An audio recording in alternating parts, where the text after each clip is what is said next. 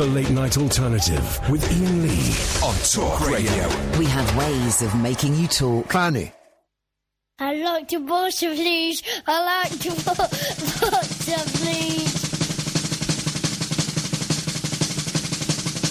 Ooga saga, ooga saga, ooga saga, ooga saga, ooga saga, ooga saga, ooga saga, ooga saga.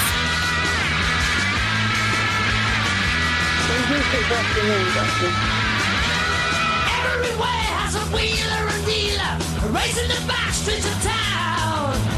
Everywhere has a spieler who's a clown. Every haunt has a hustler and bustler born with the tongue of a snake. Every haunt has a bustler on the make. And then the kind of a monkeys can't swing. And then birds can't sing. If them pigs could fly, maybe they'd fly away from me. And then the kind of monkeys can't swing. And then birds can't sing. If them pigs could fly, maybe they'd fly away from me. Hello?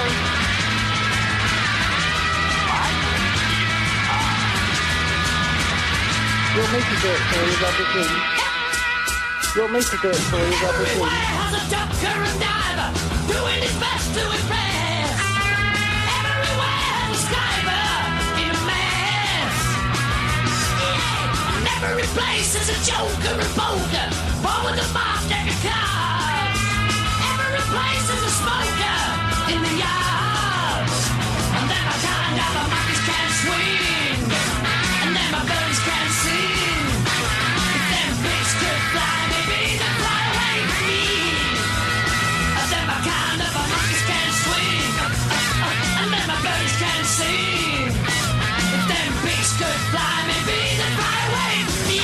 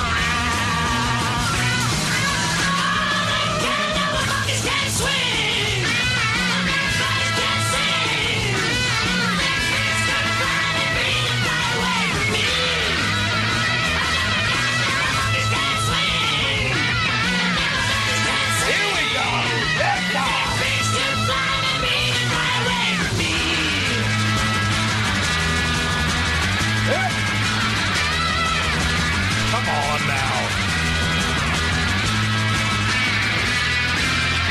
Whoa! What the? That's insane.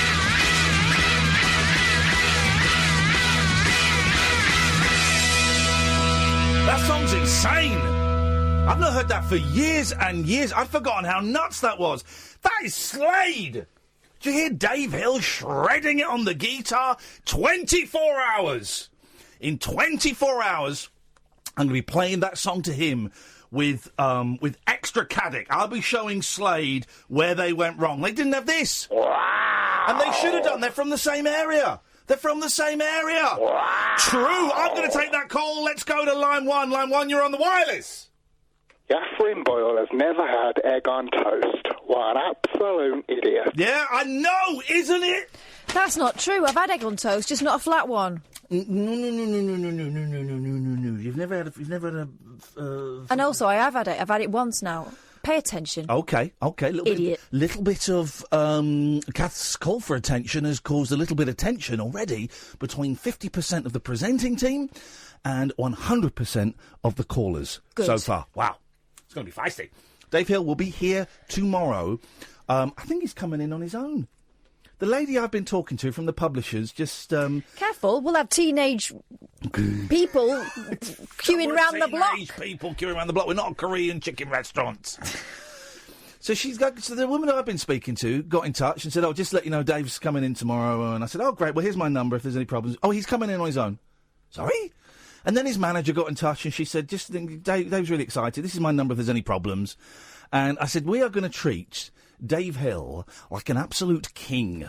We are going to... I said, I guarantee you the best interview he's ever had. I think those are my exact words. I don't think she replied to that, actually, which means she may be cancelling it. She was too busy rolling her eyes.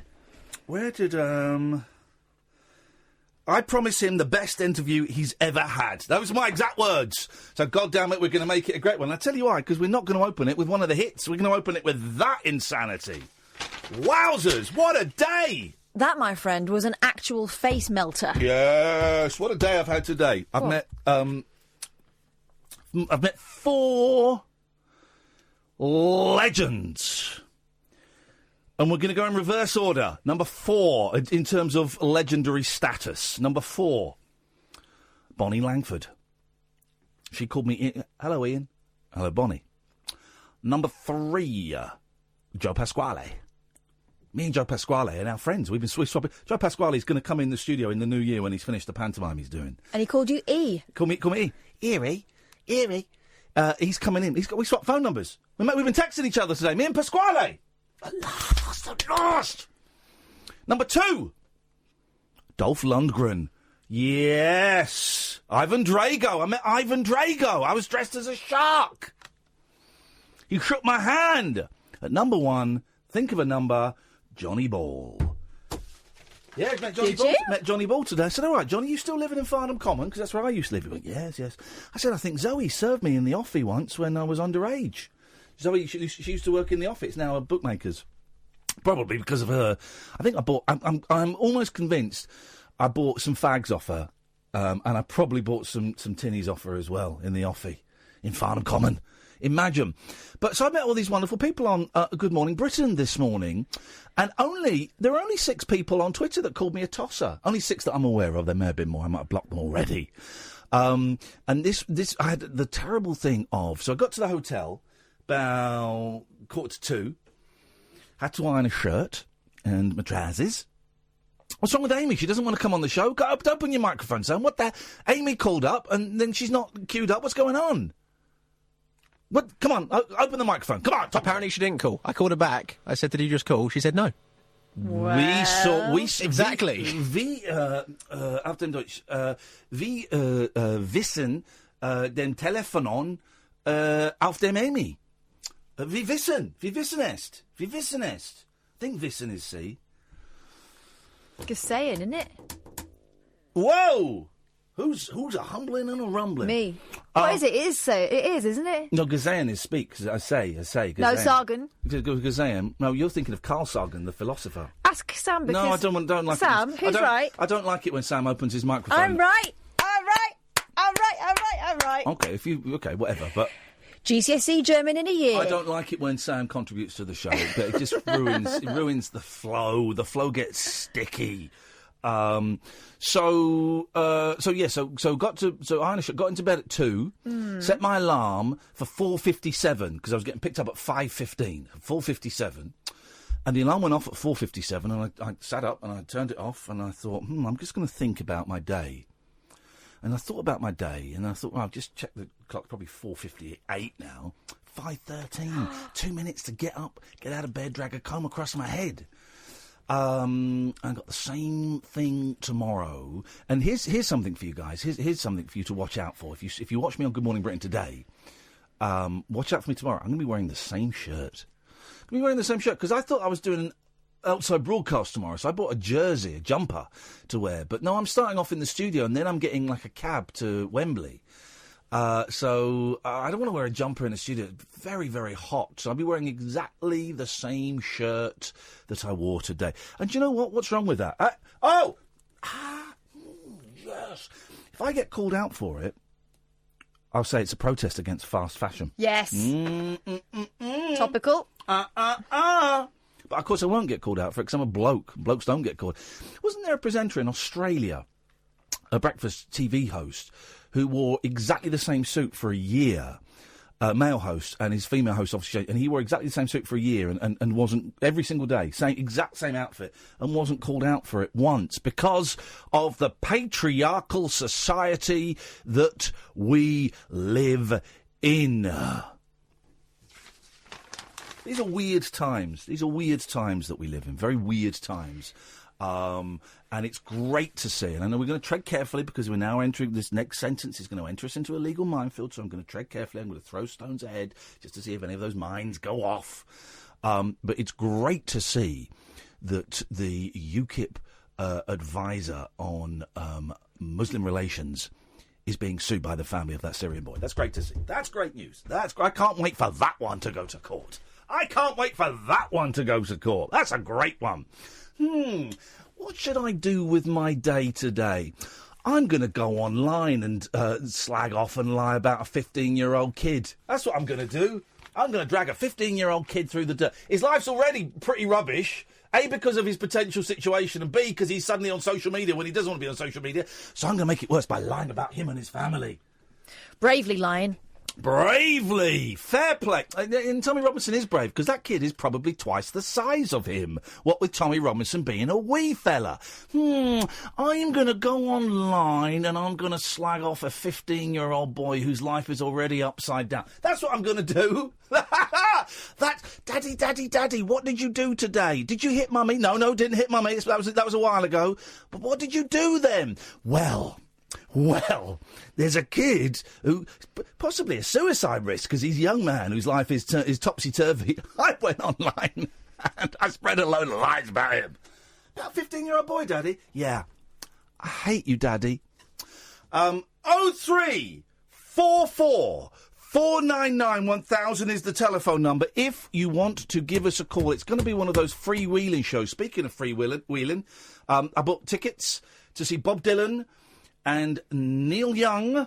They are not the most expensive tickets I've ever bought, but at £180 a pop, they're pretty pricey. So yes, Katherine, you will be buying me lunch when we go to see Bob Dylan. There's a great joke. It's quite a nerdy joke, but I saw a great joke tweeted by someone.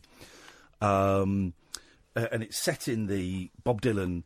So Neil Young and Bob Dylan are playing. So it's set in the concert in summer of 2019. Yeah. Audience to Neil Young. Play Cinnamon Girl. Neil Young. No. Audience to Bob Dylan. Play Subterranean Homesick Blues. Bob Dylan. I am. It's a very clever joke. Neil Young refuses to play the hits. Bob Dylan plays them, but you'd never recognise them. Way too much money. Ridiculous, obscene amount of money. But do you know what? I want to go. I want to go, and I'm going. I've got no friends, so I have to buy my friends. Oh. Yeah. That's not true. That makes me sound terrible. You are terrible. You're an awful human being. Sat in the office, blowing off, like nobody's business. Let's go to the ads quickly. The Late Night Alternative with Iain Lee on Talk Radio. By the way, I am a grown man. I'm in my mid-40s, 45 and a half to be precise. If you've got a 15-year-old son or daughter, not sexist, preferably one of colour, that you'd like me to bully, then just give us a call, 0344 499 1000. I will do my best. I've only got 92,500 followers on Twitter, but I'm more than happy to libel them and make their life as miserable as they can. Just a reminder, if you have a 15-year-old son or daughter, ideally of colour, whose life is pretty shitty anyway, give us a call and I'll slag them off on Twitter just to make that misery complete. More than happy to do that for you guys, because I'm a nice white guy! Good evening, G. Evening, boss. Evening, boss. Every time it causes a wince. Continuez-vous, s'il vous plaît? Can't believe I beat Alan Carrick on to first. Alan, stop calling us. I guess Alan has stopped listening. Alan is like perpetual motion, except he's run out of motion. He stopped listening, so he stopped calling us. He stopped calling us because he stopped listening. Who knows? Like a wheel within a wheel, like a circle within a square. These are the windmills of your mind. Wow. Mind blown, yep. Windmill and all. Come on, let's get to the chase. We've got literally no more calls behind you, and I want to get to them as soon as possible. I am stuck in the Mandela effect. Okay. I was convinced that Johnny Ball was dead. Yep. I actually had to Google the fact, even though you tweeted a photo. What? I had to Google the fact. I didn't tweet any photos. According to my wife, you tweeted a photo of you and Johnny Ball. Well, she's in the Mandela effect. That was not Johnny Ball. That was Dolph Lundgren. Exactly. See, this is how deep the Mandela effect goes. I had to Google and see. You had to Google whether I tweeted a photo of Johnny Ball. I didn't. I guarantee at some point within the last 3 years, I heard that Johnny Ball was dead. Well, I thought... See, I'm in the Mandela effect because I thought that Shane McGowan died about 3 years ago, but he's doing the rounds at the moment. I thought Chris Rea had gone. He hasn't. Chris Rea has died. Well, listen, someone needs to tell Chris Rea died on stage. Did he? Yeah, he collapsed and died on stage. Didn't he? Chris, if you're listening, give us a call. That was Tommy Cooper. Well, Wikipedia says Christopher Anton Rea is... Well, that's Christopher Anton Rea. That's different. We're talking about Chris Rea, the He's still singer. alive. Is that No, the he's not. look-alike? He is not. He's alive. Fake news. Has the bossette got a little bit confused? Call me Bossette one more time. I'm going to get in my car, come down there and kick you in the cojones. All right, bossette. That is 50% of the... 50% of the stats are holding very, very steady at the moment. It's for those stat checkers at home. Here's the stats we've got so far. 50% of the presenting team has angered, annoyed, upset, got rifts with 100% of the callers. Well, the callers need to pull the socks up. Okay. Don't be G. That's the name of today's podcast. Don't be G.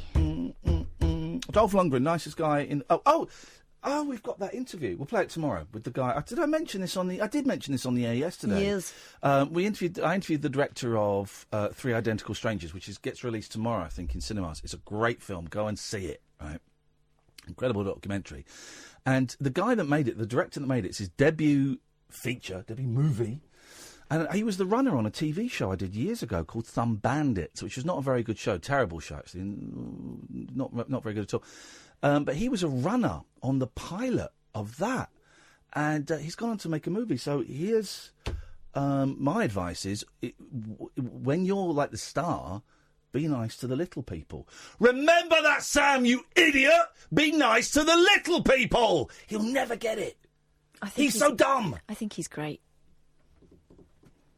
He doesn't get it. He's stupid. He needs to be nice to the little people. Okay? Got it?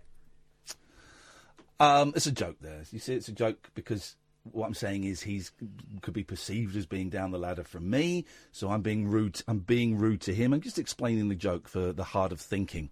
Are you all right, Sam? I don't think he sees it as a joke. I'm being rude to him when actually I'm saying he's an idiot, when actually one day he will be in a position... He won't be, because he won't hire me, because he's too thick to get the joke I just did, which was a very, very clever joke. So, Bob Dylan... Neil Young, July the 12th. The day before that, it's Kiss.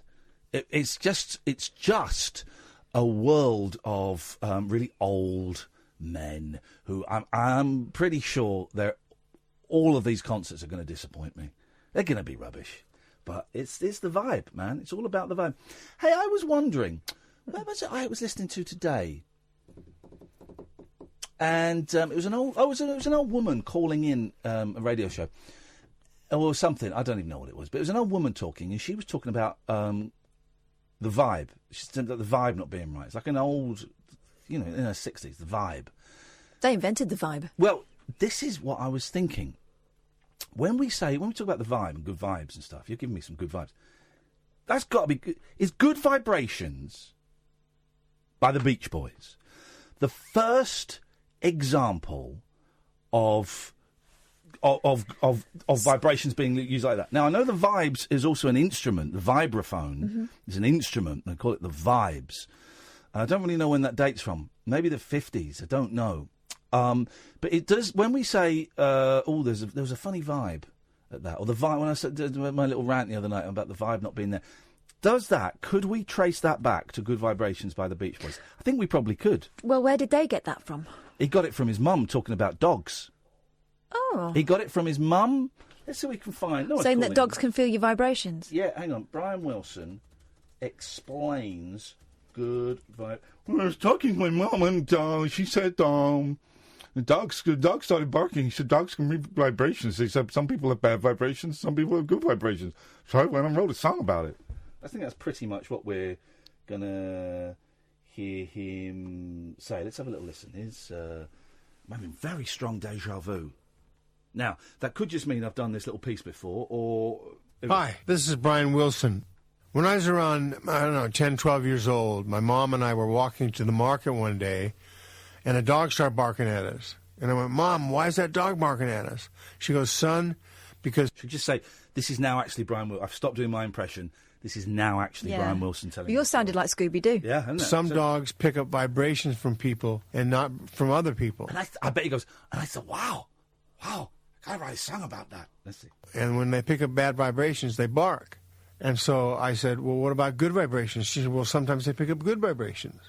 And so one day I was with Mike Love at my house in Beverly Hills, and I told him I had a song that goes, bom, boom, bom, bom, boom, bom, bom, bom. And I went, you know what, Mike? I would like to call it good vibrations. He goes, how's this? I'm picking up good vibrations. She's giving me the... And it fit to the music. And then boom, boom, boom, boom. It went together. And that started out our project, Good Vibrations, right there. There we go. Do you know what I really love about that? Yep. That he calls his cousin by his first and second name every time. They do. The Beach Boys are weird. They do. They're such a strange... Those guys are crazy. And Mike Love will always say, this one's written by my cousin Brian Wilson. He always goes, Brian Wilson. This is my cousin, Brian Wilson. We've got lots to talk about on the show tonight. Not lots, nothing. We've got nothing to talk about on the show tonight, which is both exciting and terrifying. Mm-hmm. Exciting and terrifying, because it means we could go in any... what's wrong with Westfield Shopping Centre in Shepherd's Bush? I wanted to buy a pair of shoes. All I wanted to do today, I phoned you 6 times while I was trying to... All I wanted to do was buy a pair of shoes. Why don't they have, like, the shoe shop section? Shoe shop section. Jeez, what can I say it? The shoe shopping section. I'm saying it. OK, fine. The shoe shop section. Said it then. Why don't they have the shoe shop quarter and then, like, the trouser quarter and then, like, the food quarter... And then, why don't they have that? So I was walking around for ages in shoes that have got holes in, and also there's something wrong with the heel, where the heel goes. It really hurts. It's got blisters on my feet.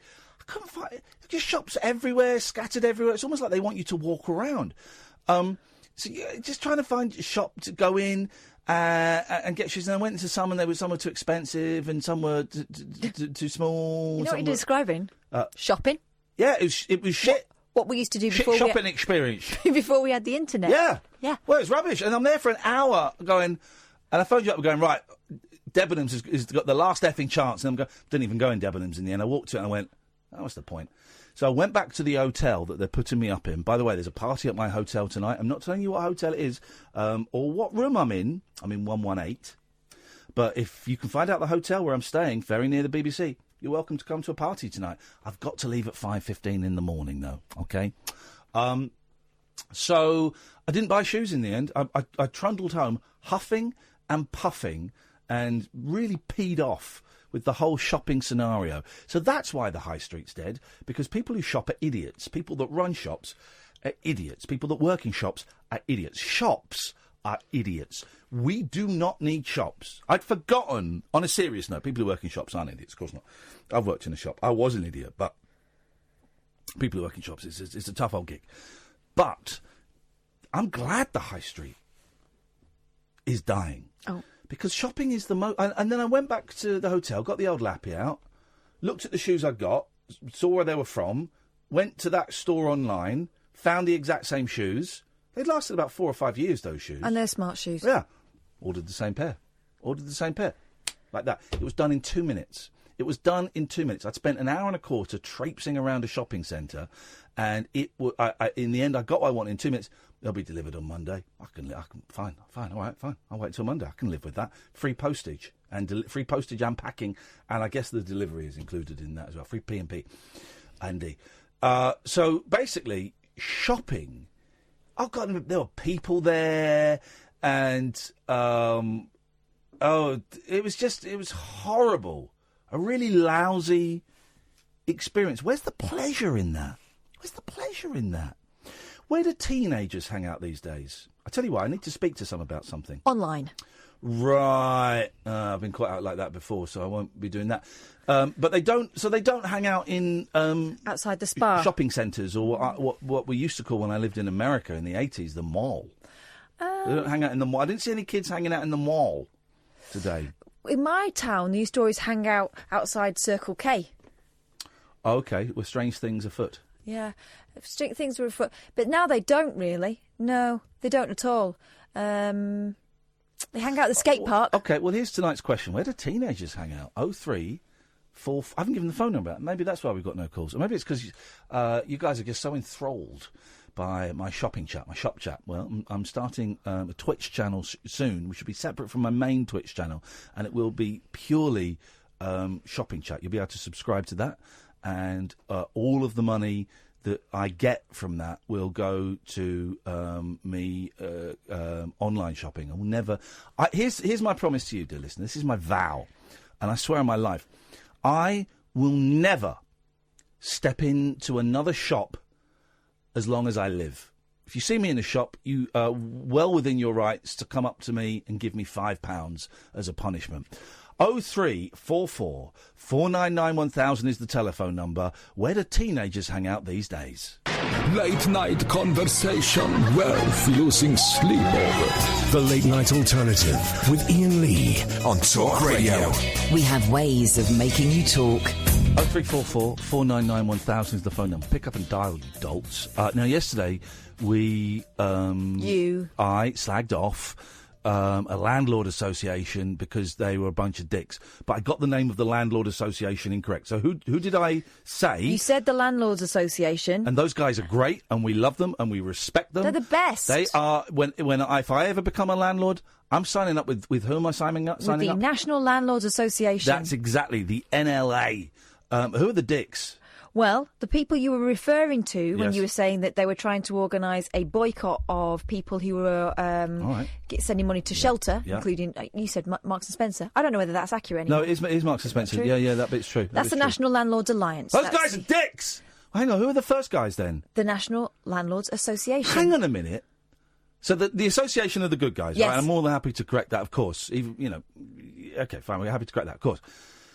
But how can you set up an association that has exactly the same initials, an alliance, but a group that has exactly the same initials and kind of, comes from a similar sort of place and is representing landlords nationally, and have an almost identical name? I don't know, but I can tell you that This alliance, is it the alliance? Yes. They're scumbags. I think the association are a little bit peeved. Good for them. Good for them. It is a bit kind of Judean People's Front of Judea. So absolutely, this makes the alliance... The alliance are the scumbags. Ones you don't like. It makes the alliance even scumbaggier. Outrageous. But of course, more than happy to correct that. So Carla's emailed me, Iain@iainlee.com. Great email if you want to think. Carla says, Iain, I'm so jealous you're going to see the great Bob Dylan and Neil Young. Having grown up with my parents, well, lucky you, listening to both legends, this has carried on with me. I have been to see Bob Dylan and got chucked out for being a bit too excited at a Bob Dylan concert. How excited? She says, was just belting out the classics. Really, I should have just say and appreciate his performance. Have a good one, Iain. Keep up the good work too. And then like a sort of squashed smiley face. Imagine getting chucked out. So what, we're not allowed to show any form of excitement? How many people have... This is a question that's going to sound macabre, and I don't want to put this into the brains of anybody. Oh, no, don't. Right. How many rock stars, pop stars, have been shot dead on stage whilst performing? Serious question. Because a little bit harder these days, because a lot of places... They search your bags. Well, they do search your bags. Some of them you walk through metal detectors. I could... In fact, I think most of the big ones here, you go through metal detectors. The O2 you do. I think we did last time we went to Hyde Park. The searching the bag is not enough. What I would do if I wanted to kill a pop star is I would have a shotgun down my trouser leg, but have my trouser in a cast, so it looked like I'd broken my leg. So I'd have a shotgun, and then I'd sort of get up to the gate, and I'd see if there was a metal detector. OK, plan B. We go to the toilet, we take the shotgun out, we leave it there, we go with the knife in the anus. Oh. If there's no metal detector, you go in, you just walk in, and you go, broke my leg. I go, all right, Iain, I like you in the jungle, strawberries. Go, yeah, broke my leg. Oh, no. Anyway, and then you get to that, and you kind of sit down. You've got a loaded gun down your leg? Yeah. But this is the Or genius. are you keeping the ammo somewhere else? This is the genius, because you're coming with me, right? No, I'm not. No. This is the genius. So it's an outdoor event, right? And so we sit down on the grass, and you sit in front of me, right? But you sit up, right? And so what I do, when the artist I want to assassinate comes in, I'm not saying which one. I don't want to give him any advance warning, okay? I don't want to give him... I wonder if Bob Dylan and Neil Young will be sharing the same... They might as well just bring one harmonica holder, won't they? They might as well just bring one harmonica holder. It's one less thing to pack. It's one less thing to pack. They're just... I can't do an impression of them. Hey, Bob, it's Neil Young. Hey, Neil Young. I was just thinking maybe we could share harmonica holders. One less thing to pack.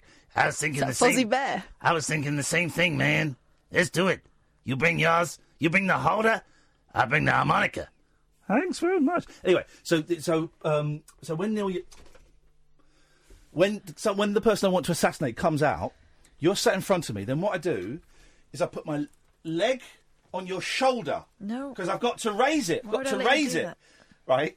To keep the blood. So I raise it. And then I'm like aiming. And then I say to you, just move left 12 degrees. Hang on a minute. Just go right 3 minutes. Left 1 degree. Just put your shoulder. Wow. I don't take the gun out. I have to pull my dick. The trigger is by my dick. And I pull my dick. And I shoot. I shoot one of the artists at Hyde Park in 2019. You know someone has been shot on stage. Pantera guitarist Dimebag. Shot by an obsessed fan. Well, on a serious note, me murdering... I'm not saying who it is, but it's a quarter of Crosby, Stills, Nash & Young. Is quite serious. But I'm surprised it hasn't happened more. I'm surprised. I know the Beatles got death threats from the KKK. Have you seen the footage of the KKK guy? Yes. Saying, in his robes, saying, well, if the Beatles play here, let's just say they are in for one hell of a show. Because, and I don't think it was publicised massively over here, they refused to play places where they segregated the audience, That's not the reason. It was the Jesus, bigger than Jesus reason. Was it? Bigger than Jesus comment. Yeah, that was the thing.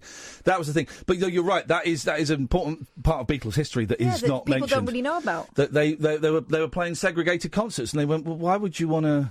No. They just didn't get it. Yeah, why would you want to put black people and white people? No. We're not having any of that. Also, it caused a lot of trouble. But the KKK guy was the bigger than Jesus. Is it true that their favourite song was River Deep Mountain High? Who, the KKK? Beatles. KKK? Don't think the KKK liked it. The favourite song was River Deep Mountain High. Yeah, one of their favourite records. What on earth go on. Someone told me the other day, because it was Tina Turner's 70-somethingth birthday the other day. I think it's 80, isn't it? Tina Turner is 80. Let me check. We've got some great calls. We've got Daymo, we've got Joe. You stay there. We've got Georgina. You guys stay there. We're going to come to you in a second. Trust me. She's 79. Yeah, so she's kind of 80. Round it up. No, don't round it up. I'm rounding it up. Don't round it up. I'm rounding her up. Don't round her up. Stop rounding me up. Anyway. Stop rounding me up. I'm Tina Turner. She'll have you. Do. Right, so I put a tweet out with a fantastic... Mr. Fox. No, a fantastic black and white video of her doing, I think it was River Deep Mountain High. Okay. Brilliant. And someone said, this was the Beatles' favourite single. Untrue. What was their favourite single? What? When? Ever. Well, I don't think the Beatles, before they split... All right, lads, before we go our separate ways, can we just decide on what our favourite single was while we were the Beatles? Well, maybe that's why they fell out. Well, actually... Maybe that was. We will never know what the Beatles' favourite single of all time was. Let's say it was that. It was a birthday. It wasn't that, though. What would you think it would be? That. John Lennon had sex with Ronnie Spector. Yeah. Another American singer, soul singer. I know. Had it off with her. Did they, though? Yep. In that book, though, yeah, they did, didn't they? Yeah. I think Ronnie Spector. I think Ronnie enjoyed it after the abusive relationship with Phil Spector. Who could blame her? Yeah. Who could blame her for enjoying herself? 0344 499 1000. We got Joe, then we got Daymo. We could have you, dear listener. This is the late night alternative on Talk Radio. Which other radio show at this time of night is discussing exactly which rock stars Ronnie Spector slept with? I can't think of it. We'll check Duncan Barks during the break, but I'll be very, very surprised. Uncut after-hours conversation for the up-all-night generation. The Late Night Alternative with Iain Lee on Talk Radio. We'll get you talking. You've been chatting enough. Let's dive into the phone calls. Let's go to Joe. Good evening, Joe. I don't know what I'm phoning about now. For goodness... Flipping heck, woman! I think it was something to do with teenagers. You were talking about teenagers. Where do they hang out these days? I need to have a word with some. At my house. What? That's where they hang out. They hang out at my house. That's a bit weird. What are they doing there? It's a Friday night, and I have twins that are 18. It's Thursday night. Do you want to tell her it's Thursday night, or shall I? It's Thursday night. You tell her. Go on. It's a school night. It's Thursday. Yeah. Joe, what is going on with you? What has happened? Your brain is melting live on the air. No, it's basically what's happening is I'm catapulting myself towards. I start my new job on Monday. Oh, and hey, because fantastic! Of that, all the days are just melting into one kind of weird semblance of a day. How are you feeling about the new job? I'm okay. I think it's quite exciting, and I'm quite cool about it. Yeah. But I feel like there's an awful lot of things I should have done in the last 6 months that I probably haven't done. Isn't it that thing? I know that feeling when you not work for a while, and the first time you stop working for a while, the first few days like, oh, this is cool. I got some time, and then after a week or so, you think I've got bills, and my savings I can see, and it goes on for a bit, and then eventually you get a job lined up. I had the same thing when I left the BBC, and I had this job lined up 6 months later, and it kind of dragged on a bit, and then that sort of last week before you start the job. It feels it does go. You go. Oh, I've got to do. Oh, I should have done this. Oh God, why didn't I go there? Oh, I've got to. It gets very stressful, I think. It has. The last week I haven't slept properly because I felt like there's loads of things I should be doing. Yes. And so now what I've decided is I need to take control of the things that I can take control of, which is Christmas, because it's coming and it's important. So we've done Christmas tree tonight. We've got that done. Oh, well, hang on a second. Sorry, just stop for a second. Kath, what date have you got? 29th. Of December? No. Of when?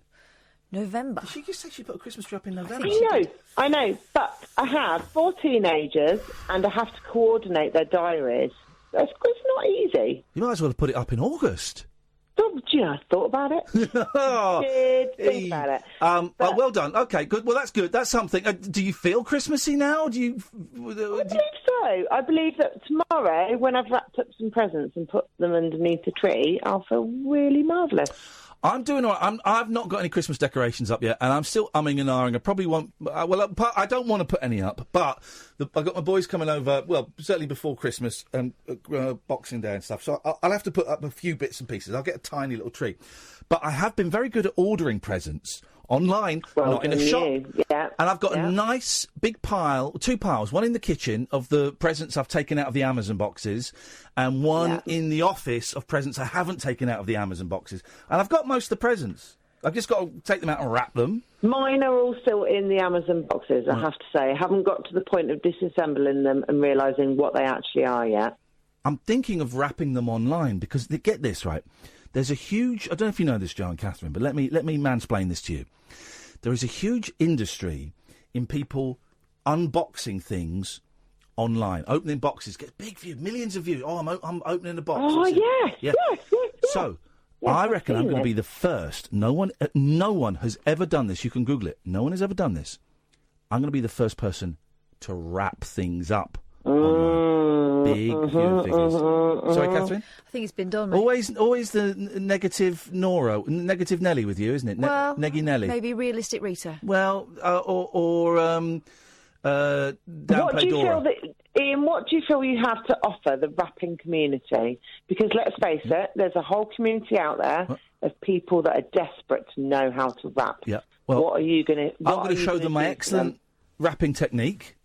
First of all, it's unique because no one's ever done it before. Despite some rumours you might be hearing from some very sour Sarahs. It in the callers and hoping that it doesn't rip. I can do wicked rapping. I can do. My ex-wife is I was going to say she's such a good rapper. I disagree. She wraps presents so that children and disabled women cannot unwrap those presents. Yes. That's not good rapping. I leave them baggy. No. Well, I, for the last few years, have been doing Japanese rapping. Ooh, what does that entail? It's tough to get your tongue around, It's isn't it? lovely, right? You put things on the diagonal and you kind of look it up on. It's really therapeutic to watch them do it as well. What? Can you do it? Yeah. Do it? I can. Do it. Go on. Here's some paper.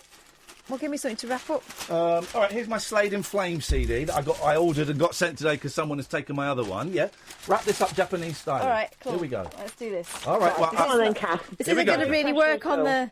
This isn't really going to work on the So radio. she's put it in diagonal. Yeah, so then you're working on triangles the whole time. Right. So you do it like this. That looks like a waste of paper. No, that is not it's paper efficient. Well, I wouldn't normally trim the paper, but you give me a newspaper. So And in the days of fast fashion, which I'm against, which is why I'm wearing the same clothes on tomorrow morning's Good Morning Britain. Hey, that's all right, it's isn't really it? nice, and it comes out really. It comes out really well. I couldn't be bothered with that. And then you kind of just. Hey, she's done it for me. Look at that. Let's have a look. Hey, what's this? Is this for me? Yeah. Oh, wicked. Hang on. Hey, Flippin', it's a Slade CD. I'll tweet a YouTube tutorial how to do it. Tweet a tutorial so we can all do the No, same, don't do that. because- I will film you doing that and tweet that. You're going to get a virus. Aha! Seriously, All you're right. going to get an internet We'll do it during the virus. news. Yes. Ian, are you on GMB tomorrow? I'm as on well? GMB tomorrow. I've been ordered to watch I'm a Celebrity, Get Me Out of Here Tonight, and I haven't. How do you feel about that? I didn't watch it. Oh, they were in some boats. That's all I can All tell right, brilliant, you. fine. I'll go on tomorrow. Did you watch it? Yeah, they won some boats. They were on some boats and they got a bit wet. There you go. yeah. What more do you need to know? They were wet Here's the and they thing, were on right? When you go on and do the showbiz on Good Morning Britain, I love it. Everyone is so nice. You don't need to know anything because they give you cards with all the information on, and then you just go on and busk around it. So it doesn't even matter. No, it doesn't matter. So I'm doing that, and then I'm off to Wembley to talk about the X Factor. Then I'm going to bed. Then me and Kath are having lunch with the boss, so fingers crossed we don't get fired. And then I'm being interviewed by Jeffrey Lloyd, the radio presenter. That sounds very exciting. What an exciting weekend you have ahead of you. Well, it's an exciting weekend. Then Saturday is the Christmas fete at my kids' school. Then Sunday I'm driving up to Halifax for a screening of Threads.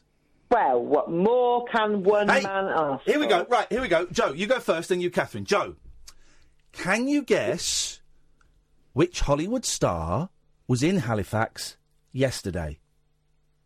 No, because I never remember films ever or people. It's not got anything to do with what? Is that, No, just don't. Just name. Well, just name a Hollywood star, but a big one. A man. So a really big one then. Schwarzenegger.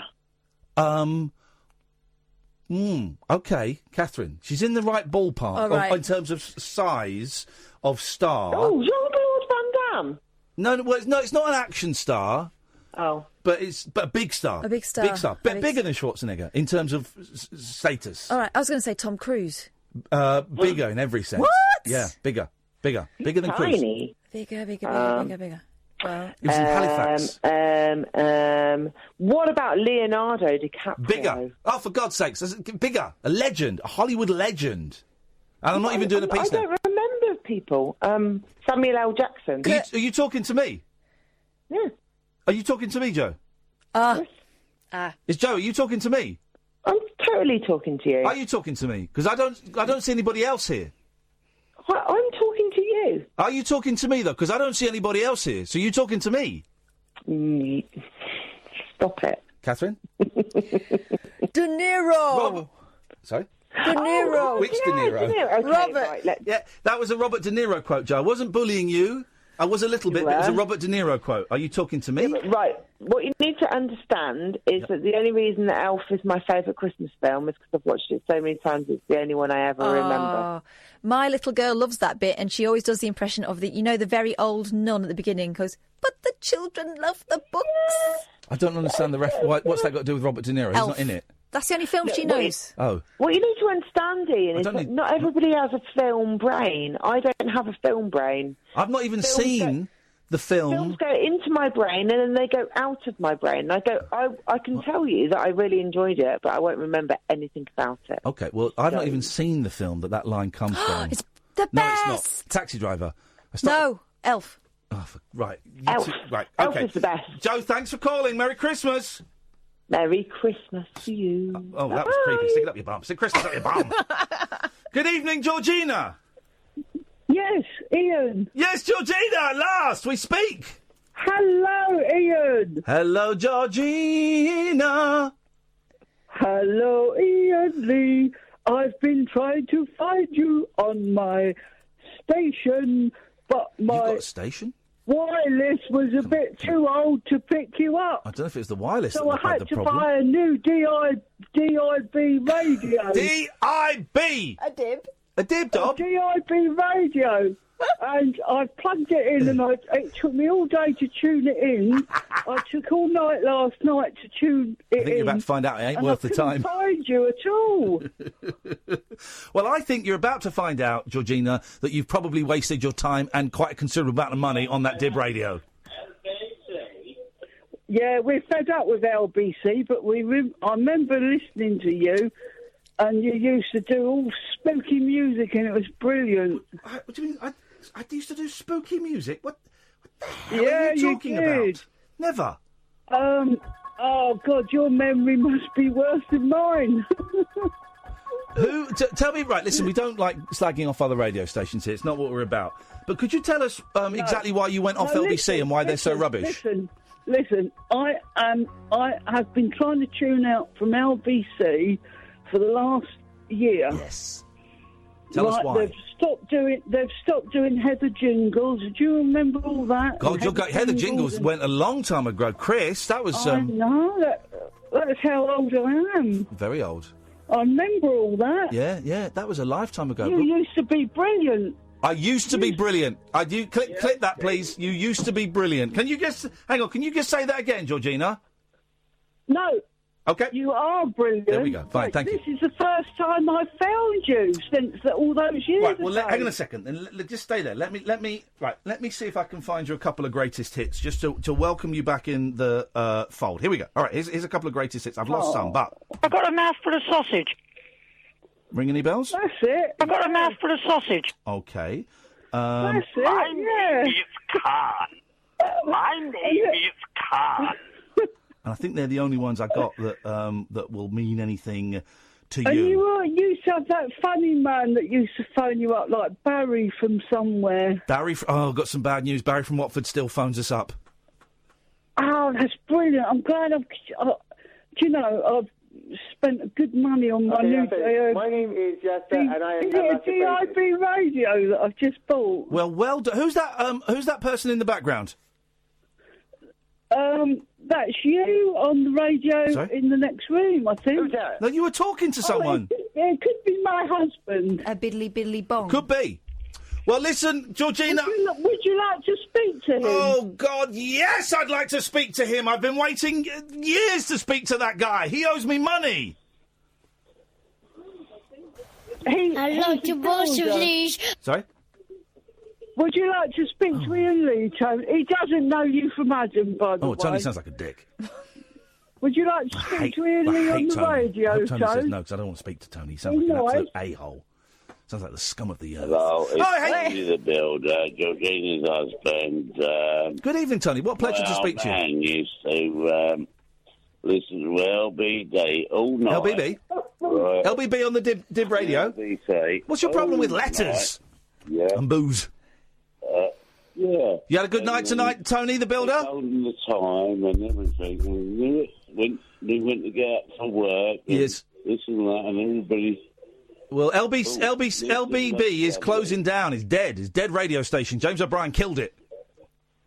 No, I don't know. No, they closed it down tonight. Said that talk radio is the best one next. Well, oh, jeez. Have you had a good night tonight, Tone? Oh, my dear chap, I've been working hard. I like working hard because I'm just a builder, man. You're just, as long as you don't build while you're drunk. Oh, I don't know about that. It's about nearly... Don't want any wonky houses. But, He's listening on the radio, so we'll okay. All right, well, then, Tony and Georgina, it's so lovely to speak to you. Keep you live all night. We're going to... I don't know what time it's going to work. Okay, gosh. Do it again. I think those drugs are kicking in that I bought in 1996. Listen, anyway, Iain Lee. Yes, Georgina. I didn't watch you on the Celebrity Jungle programme because I don't watch that shit. No, I really don't. But I happened to tune into the Daily Mail the other day. Yes. And I read that you didn't have any listeners. We've got no listeners, zero. It's just you and Tony now. And Tony doesn't like the show. Well, that's why we got through so quick. That was it. Okay. Well, listen, on that bombshell, we'll say thank you very much. Iain Lee, Katherine Boyle, weeknights from 10 on Talk Radio. Don't use the F-bomb, please. The Late Night Alternative with Iain Lee on Talk Radio. We have ways of making you talk.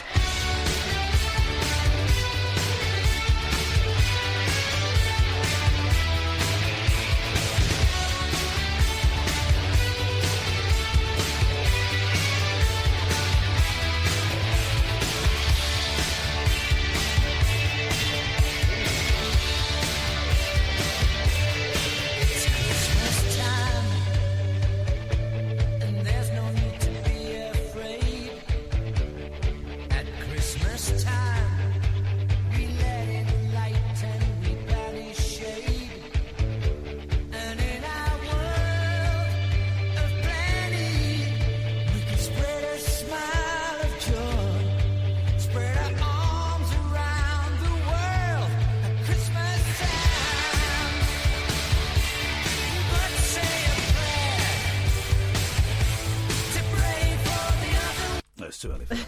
Slade, there's a Slade Christmas album where they do Feed the World. Wow. 0344 499 1000. I'm Iain Lee. She's Katherine Boyle, the Late Night Alternative. You can call in about anything you want. Let's go to Laura. Daymo, stay there. We'll come to you next, I promise. Let's go to Laura. Good evening, Laura. Hi. Hello, Laura. How are you doing this evening? Pretty terrible. Something, excuse me, my 19-year-old niece, Jade McGrath, she was in a psychiatric facility yesterday with her dad. Yes. In Inverness. It was an open one. Right. And my brother spent 9 hours with her. My brother lives in Edinburgh. Our mother lives in Inverness, and that's where she went into hospital. And she went missing. She told my brother she was going to go for a lie down, and she's been missing for about 48 hours now. Flipping heck. How are you doing? You must be very worried. It's really sad. Sorry, I don't want to cry on the radio, but I mean, I'm really worried. I know she's 19, but she didn't take a coat. She didn't take her phone. She didn't take her bag. Oh, man. I know.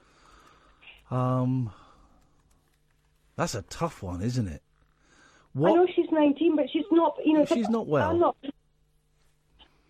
If she's not well, then it's worrying. You're right. If there isn't a phone, and if there isn't, she hasn't got a coat, then that is a huge concern for everyone. So I'm guessing that friends and all the usual places have been checked out. Yes, I'm not on Facebook, but I know that my brother told me that it's been circulated around Facebook widely. My brother's contacted some radio stations. The fact that where did she stay last night? Where is she now? You know, it's so worrying. Okay, well, listen, we can certainly put out a little thing now. So, why don't you tell us where it was she was last seen and when it was? Well, the thing is that because she lives in, I know that it was a hospital in Inverness. Okay, all right. So Inverness is good enough. And do you know when the last time she was seen was? Yesterday sometime. I don't know exactly. I only found out yesterday afternoon through a phone call to my dad. So I think it was yesterday afternoon approximately. Okay. And what's this young lady's name? Jade McGrath. Jade. Okay. And what does Jade look like? Well, the thing is, because she lives in Aviemore, we don't really see her very often. I know it's because I don't know what colour her hair is at the moment. Sometimes she dyes it grey, sometimes she dyes it red, sometimes she dyes it blonde. She's about 5'3", though. Okay. And you'll find photos of her on Facebook. I'm sure if it's been shared widely, you'll find a recent photo of her. Okay. So what are you doing to look after yourself? Because the worrying isn't going to help, is it? I know that's it's easy to say don't worry, but of course you're going to worry. So how are you looking after yourself, Laura, to make sure that when she does rock up again, you've not? Well, I'm sure she will. When she does rock up again, you've not worn yourself to a frazzle. How are you looking after yourself? Well, I just can't, speak to family and friends about it and try and get support from them and reassurance from them. but it's really difficult because my brothers in bits and pieces, my mum and dad are going up to Aviemore in Inverness tomorrow.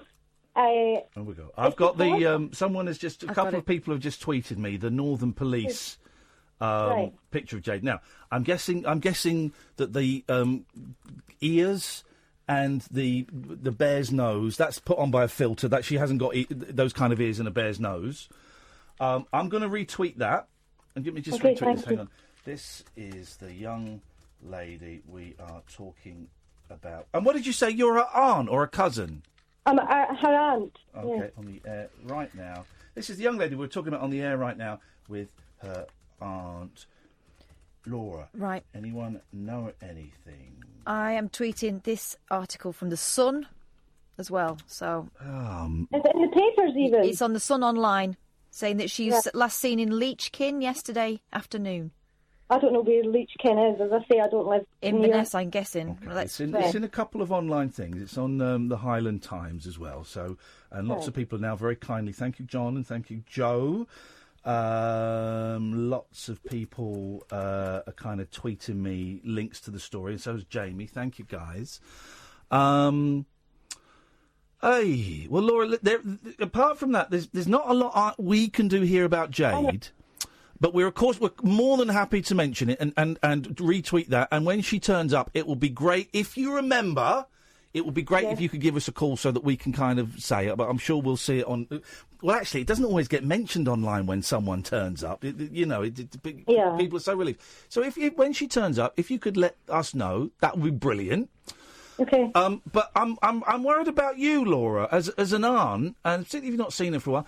This is a really tough. This must be a really tough experience to go through. Do you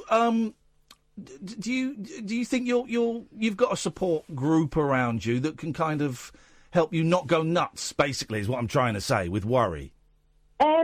Yes, and I mean, the thing is, I normally live with somebody in my flat, but I'm in the process of moving out at the moment, so I'm going back to my parents for a few days before I move out, and they're going to be up in Inverness, but my sister and the person that I live with normally will be at my mum's. Yeah. So I'll have my sister and this other person at my mum's, so, I've always got them on the other end of the phone. I just hope she turns up. She's going to turn up. I'm sure she's going to turn up. I just wish you the best of luck, Laura, and we're going to keep our fingers crossed, and I really hope that you phone us up later on tonight or tomorrow night or Monday and say, yeah, she's turned up and she's cold and she's hungry and she, I look forward to hearing that, man. I really, really do. Thank you. Hey, no, listen, thank you, Laura, and best of luck to your family, and if you can think of any other ways that we might be able to help, then just give us a call, okay? Okay, thanks a lot. Thank you, Laura. Thanks, Take Laura. care. Bye-bye. And thanks to everyone who's already sharing on Twitter. Yeah, lots of people. I don't normally do that kind of thing, so I always wonder how useful they are, but I'm more than happy to share that. Gosh, what a poor, unfortunate situation for everyone involved. And you can hear, you could hear how upset she was. How worried. I mean, how desperate you got to be to phone up this stupid show to say a member of my family's gone missing. Can you help? What a desperate situation. Phone us two idiots. Thank you for that, Laura. We'll keep our fingers crossed. I'm sure that situation will be okay. I'm sure it will. Daymo, if you wouldn't mind waiting, we'll just kind of play the ads and reset a bit.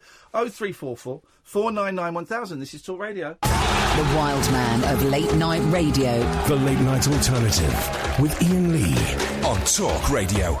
We have ways of making you talk. Steve Austin's back online. We're angry. Remember we got... Steve Austin was the old drunk fella that was abusing me on Twitter, threatened to beat me up. So all I did was report him to Twitter. He's in his 50s, right, and he got suspended for 7 days, it turns out. I thought it would be 12 hours. And he was just tweeting me, I'm back, you see. C-word. He phoned up the show, and he was so thick and so dumb. It wasn't even funny. It wasn't even entertaining. He's like, well, he wasn't bothered that he'd been suspended. But he was obviously really, really bothered that he'd been suspended. Very triggered. Very, very triggered snowflake attitude. And it ended with him... This is the strength of his argument. It ended with him going, oh, F you then, and slamming the phone down like a He did a lot of this kind of breathing. I'm fine. He was so angry and so bitter. Steve, I'm glad you're back on Twitter. Hope you've... learnt your lesson. And I'm glad you're still not bothered. Still not bothered. Giving you the number if you want to call in, you'd be very, very welcome. It'd be nice to see what you've been up to in the last week. Maybe it'd be nice to see how you've grown. I wonder what books you've read. Yeah. I can't stop thinking about that poor girl and her family. I know. Evening, Daymo. Hello, Daymo. Damo's been waiting for a while. He might have got bored and gone. Sleep. Daymo! All right, Damo's gone. All right, well, he was waiting for a while. He's not got the... Kids these days have not got the stamina. Hey, I did a nice thing. You know our friend Jeff, who like film stuff? Mm-hmm. He's... let me find the link so I can point people in the right direction. He's a lecturer, and he did this thing... My Twitter's going very slow today. Can't find it. He did this... I can't find the link. When I get the link, I'll do it, because otherwise there's no point in me telling you about it, because I can't find it. 0344 499 1000 is the telephone number. Exciting news. Someone tweeted this, sorry, I can't remember who, but Dr. Pimple Popper. It was Andy Kane, wasn't it? Andy! Dr. Pimple Popper, what's her name? Sandra Lee. She's releasing a board game. This game's out already, Pimple Pete, isn't it? She just whacking her name on it. I'm sure I've seen this game, Pimple Pete. If you haven't been introduced to Dr. Pimple Popper, then, well, good for you. She hosts a show where she goes around popping people's pimples. I don't think it's got anything to do with her. No. Yes, it does. If you are unfortunate enough to know who she is, then allow me a brief moment to explain to those who don't. She's Sandra Lee, a 47-year-old doctor and dermatologist from California who has been educating, grossing out people about skincare over the internet for years now. Dr. Lee has now announced her latest venture, a board game named Pimple Pete. It involves a giant zit in the middle of the board, that intermittently explodes as players play along with a game not dissimilar to Operation. Players attempt to pop spots on Pete's head, flicking a spinner that tells them which part of their head to target before they attempt to pop the zit. If they do it too hard, they get drenched by a big zit on his nose that is filled with water. I should fill it with pus. As the description on the box has it, turn after turn, the anticipation and nervous giggles increase as players wait to see who might be squirted with a surprise burst of pimple juice. I think that game's been out for ages. I do. And I think the marketing genius of Pete Pimple Popper and Dr. Lee have got together. I don't know if she's actually a doctor. And she's a dermatologist. Yeah. Well, you can abbreviate that to doctor, I suppose. Good evening, Daymo. Sorry, Ian. Sorry for dropping off. Sorry. You will be. You will be sorry when I come and find you and kick your ass. That's all right, man. These things happen. You were waiting for a long time. We appreciate it. What have you got for us tonight, Daymo? 2 questions. Yes. First question. Yeah. I live in Buckinghamshire. OK, I'll come round for a cup of tea. Thanks very much. Question number 2. And I believe you took a little antelope or deer to the wildlife hospital. I took a deer to Tiggywinkles, yeah. In fact, Tiddlywinkles, Tiggywinkles texted me earlier tonight. I must text him back. Yes. How did that fare? It fared. It what an excellent question. I went and saw it about 3 or 4 weeks, probably about 4 weeks ago now. And he was fine. He was improving. And I don't know if they've released it yet. In fact, let me text, wow. Let me text. I'm going to text Colin now because he texted me earlier. Colin's one of my best mates. Shut up! One up! of my best mates. You must know Tony Hadley then. I do know Tony Hadley. All the time I was there with Colin for an hour and a half, he kept saying to my kids, well, of course, I was talking to Tony Hadley, and He's after got a the while I best went, Colin, voice in the world. They're 9 years old, they've got no idea who Tony Hadley is. He's got the best voice in the world. Oh, he's brilliant. I've met Tony. I've worked with Tony. He's a lovely, lovely bloke. Right, hang on. Hey, Colin, on air with a drunk called Daymo. Daymo. He'll know exactly who you're talking about. And he'll know exactly who you're talking about. What happened to we call it my deer. Did you give the deer a name? They call it, I think they on the blackboard outside, it just said Lee Monkjack. So I think they kind of give it the name. I don't know, but when I saw it was fine, and I think it's going to get well, and they're going to release it, and it was a beautiful moment. Picking up a deer and putting it in the back seat of my car. I'm good to hear that. I'm good to hear that too. Are you good to hear that, Catherine? That's really I'm all right. Yeah. Yeah. And can I say one more thing? Yeah, you had a second question. The most beautiful voice on the airwaves is Catherine Boyle. Have another one, Daymo. It's the most beautiful voice on the airwaves, and it makes me sleep well because it's soothing and it's just so pleasant. It's just so nice, you know. It's just your husband is a lucky man. Thanks, Daymo. What are you doing right now, Daymo? I'm just sat on my bed. Good lad. Are you naked? No, I've got my PJs on. What are you touching? Stop it. No, I'm not touching anything. You sure? Because I wouldn't mind. I can't speak on behalf of Catherine and her lovely voice. What would you like Catherine's lovely voice to say to you to help ease you into the night? Catherine, could you say this to me? Come on, Daymo, finish up. No. You can do it, son. Go on. No, let's not go there. This is a tender moment, Ian. Stop spoiling it. It's tender for him, yeah. No, but I would love to listen to your voice every night. Well, I do every night. Well, then. Well, Monday to Friday. So what would you like her to say to you tonight with that delicious voice of hers, Daymo? I would love her to say, Daymo, how about cuddling up and having a romantic night?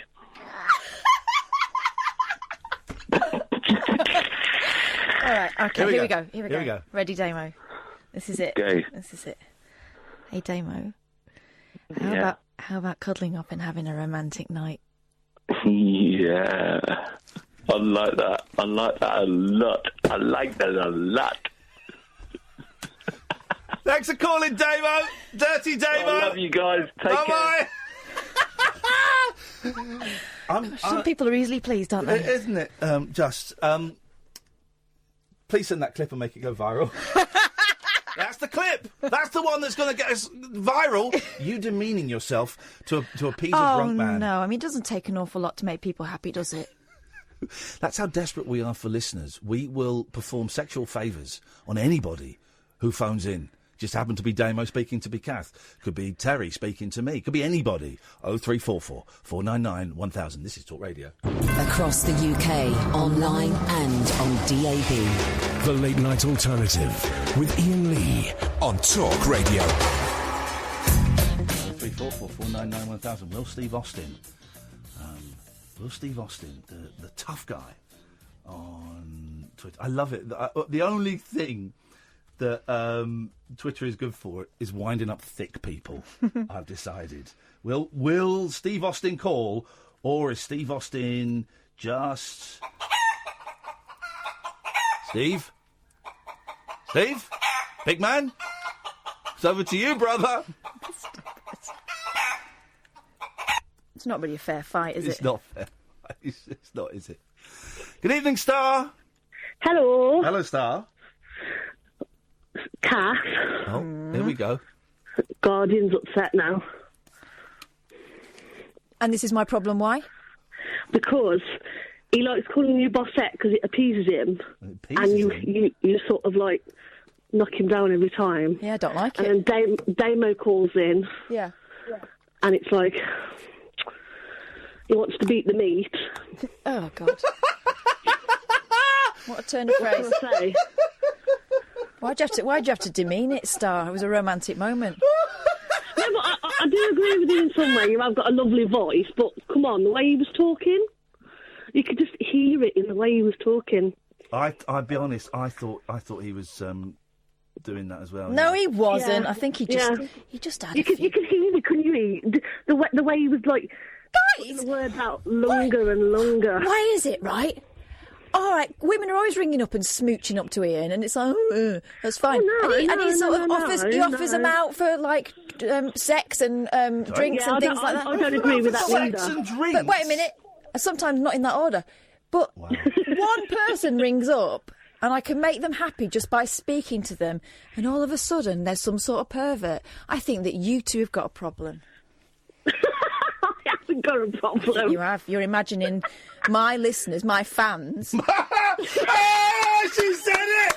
She said it! She said it! Doing dirty things. I mean, I think that they're... Just for anyone that's just tuned in, Katherine talks about her fans. This is what Katherine's fans sound like. Oh. Beautiful voice Hang on a minute. on the airwaves is Katherine Boyle. Hang on a minute. Let's get rid of these chickens. Shut up, Shut up, Steve. Yeah, that's what he's doing. He's choking it. Hang on. Oh, flipping X-Star. The most beautiful voice I think it's on romantic. the airwaves is Katherine Boyle. And Katherine responds immediately with... How about cuddling up and having a romantic night? Hey. It's got you both a bit of a flutter, hasn't it? We could sell that as a ringtone for dirty perverts. Okay, we're fine. Yeah. Make sure I get a decent cut. We could sell that. We could make... Sorry? We could... You're a pervert. We could make an absolute... yeah. Fortune. Why not? You know, I'm at home all day on my The own. most beautiful voice on the airwaves is Katherine Boyle. Says the most drunk person I've ever heard in my life. And I'm a recovering alcoholic. So, Kath, what is it about being called bossette that you don't like? It's just horrible. Why? What's a bossette? You are a boss and you're a woman, so you're a bossette. Why does it have to be a difference? I'm just a boss. Well, hang on, you're not actually a boss. I am the boss. No, that's the thing that annoys me, is you're not a boss. I am. Well, technically, she's your producer. Well, yeah, exactly. The presenter So is the she's boss. above you. No, she's not. You don't know how radio works. Of course she's not. I'm above her. Do you know how many producers Eamon Holmes has been through? You know. Well, come on, it's Eamon Holmes. Yeah, You exactly. can't even bother to come into the studio. Whoa! I will not have this slander, this libel bandied around about one of my good friends and good buddies, Mr. Eamon Holmes. No, I'm just listening to my best mate demeaning my job. Go on, carry on. What were you saying? All I'm saying is... The most beautiful voice on the airwaves is Katherine Do Boyle. you know what? Jealousy is a very ugly emotion. Just think you all need to get over yourselves. Just remember that when Carol rings up again. God, one of the most annoying callers. Okay, then Susan. How about Susan instead then? Which one would you prefer, Susan or Carol? I'm just... right. They're both... Every caller is annoying. But you love it. You love it, Ian. Yeah, He does. I do love it. He does. I do Yeah. love it. Does Kath know that her fan has now turned off and is having a... Oh, go away, John, please. The haters, man. Goodbye, It's the stuff. haters. The haters are going to hate. 0344 499 1000. John, all you need to do is ring and I'll say something nice to you too. You don't have to start, you know. How about cuddling up and having a romantic night? Stetson. That's old news. Hello? The hills are alive with the sound of music. What's it done, waiter? I'll have a pound of sausages, please. The most beautiful voice on the airwaves is Katherine Boyle. A biddly biddly bong. Yeah, you're right. Even that. Please, I've found all these. They just give me the heebie-jeebies. I'm not in a bad mood. I would not say yes. But I certainly would not say no. Did we get a word in Edgware here? My pet monkey bit my mum's ear off. Have I won? 0344, it's a good little run there, isn't I it? miss that woman who used to ring up and she was just furious all the time, wasn't she? What, I would not say yes. I'm not in a bad mood. No. I would not say yes. But I certainly would not say no. She could be furious by herself in a phone box and not like Daymo. Yeah, she was... She was very, very, very, very angry lady, wasn't she? Mm-hmm. 0344 499 1000 is the phone number. It's such a relief not barely interacting on Twitter now. It's only day 2 again. Did it for a few months, then I went back for a month. So, and it's great. I've got nothing really need to sell. I'll be tweeting about the show on the 9th of December next week. I'll tweet about that because we could sell a few more tickets for the early show. The late show is sold out. Sell a few more for the early show. But that's it. Got nothing to say. I might tweet about Twitch when I'm going on there, but that's it. And when I do Good Morning Britain, not so much now, but you get abuse. You go and look on Twitter afterwards, you get abuse. Yeah, but I looked at those, and very often it's people who write something every day. Yeah, but that doesn't change. It doesn't change the effect that it has. No, the I fact know that they're doing that. But it was great. I didn't reply to them, didn't retweet them, just blocked them. And I moved on, and it felt good. And I've just muted Steve Austin now, and it felt so good. Steve, if you want to call in, you're very, very welcome. You got the number, but I suspect, because it's words and brains that you ain't up to the battle, and that's fine, man. Admit defeat. Yeah, you could beat me in a fight. You're a tough guy. You're a big tough guy. You could beat me in a fight unless I was allowed my nunchucks. In which case I'd destroy you. But you're fine, you can beat me up in a fight. I'll beat you in every other aspect of life. And I'm cool with that, man. And you should be cool with that. Peace and love. 0344 499 1000 is the telephone number. Matt is on the line. Good evening, Matt. Good evening. How are we? How are you? Not me. That's absolutely zero of your concern, young man. Okay, fair enough. Young. God, I've just turned 45. I'm not young. We're old. Well, you just turned 45. Welcome to the 45 Club. Yeah, I think I've heard that it's the place to be. You get fat.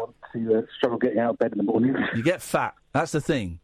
Yeah. I'm fatter than I've ever been in my life, and I hate it. I'm staying in this hotel. You always look different in different mirrors. What's that all about? You always look different in different mirrors.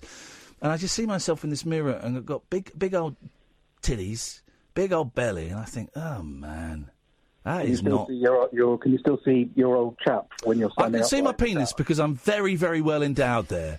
I say well endowed, I mean it's like a weird shape, so it kind of curls around the fat of the belly. Oh my God! Yeah, it's peculiar shape. And also I have a series of mirrors erected on my knees.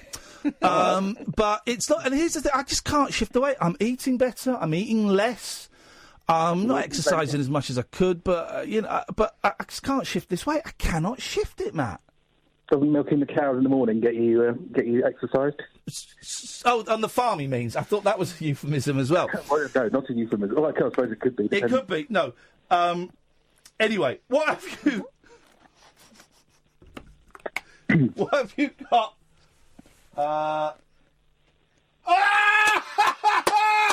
Sorry. Right, I just had this email. Go on. Thank you. Thank you for your recent report about Steve Austin. We've reviewed your report carefully and suspended the account you reported. Bye, Steve! Bye, Steve!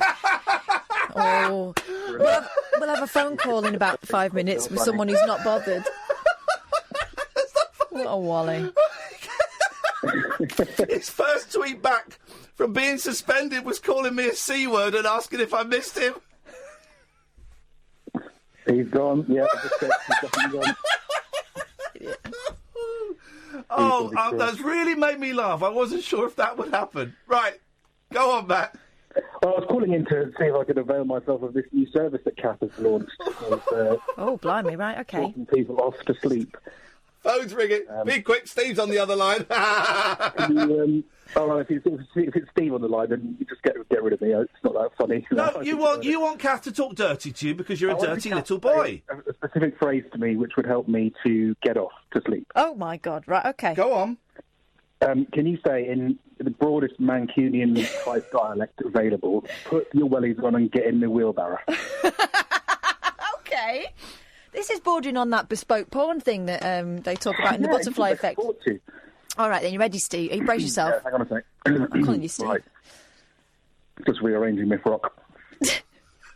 Right. Get your wellies on and get in that wheelbarrow. Ooh, good night. Go away, dirty boy. He hung up. What is going on? What is happening to this? We are demeaning ourselves. Oh, let's take a quick break so we've got plenty of time for Steve Austin when he gets back. This is the Late Night Alternative on Talk Radio. Was it him? The Late Night Alternative with Iain Lee on Talk Radio. We'll get you talking. 3 4 4 499 1000. Well, Steve did call in, and then Steve put the phone down. He won't answer the phone now. He's a little bit upset. Do you think he's been suspended off the telephone? Maybe his mum has found out what he's doing on their dial-up. She's no, you're not using the phone. You're not using any of the equipment in the house anymore.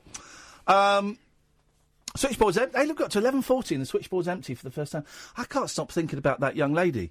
It was Laura we spoke to, wasn't Yes, it? it And was. her niece Jade. Jade McGrath. And I get sent. I never do those retweets of such and such is missing because never sure how successful they are. And I also think if I do one, then you've got to do all of them.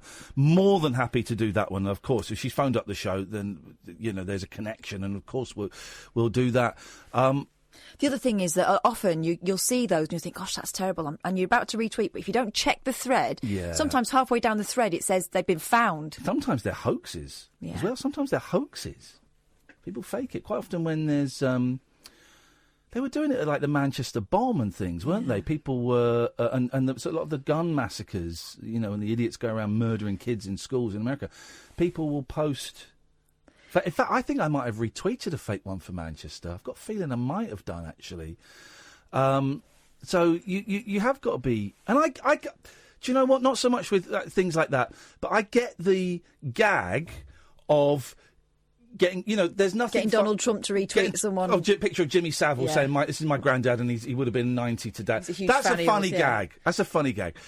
It's not funny, I think, when it's a terrorist atrocity, but I could see actually how some people could find that funny. I don't find it funny. I find it very offensive. I find it sick. But I could see how someone could... I do see how someone could find it funny, in that way.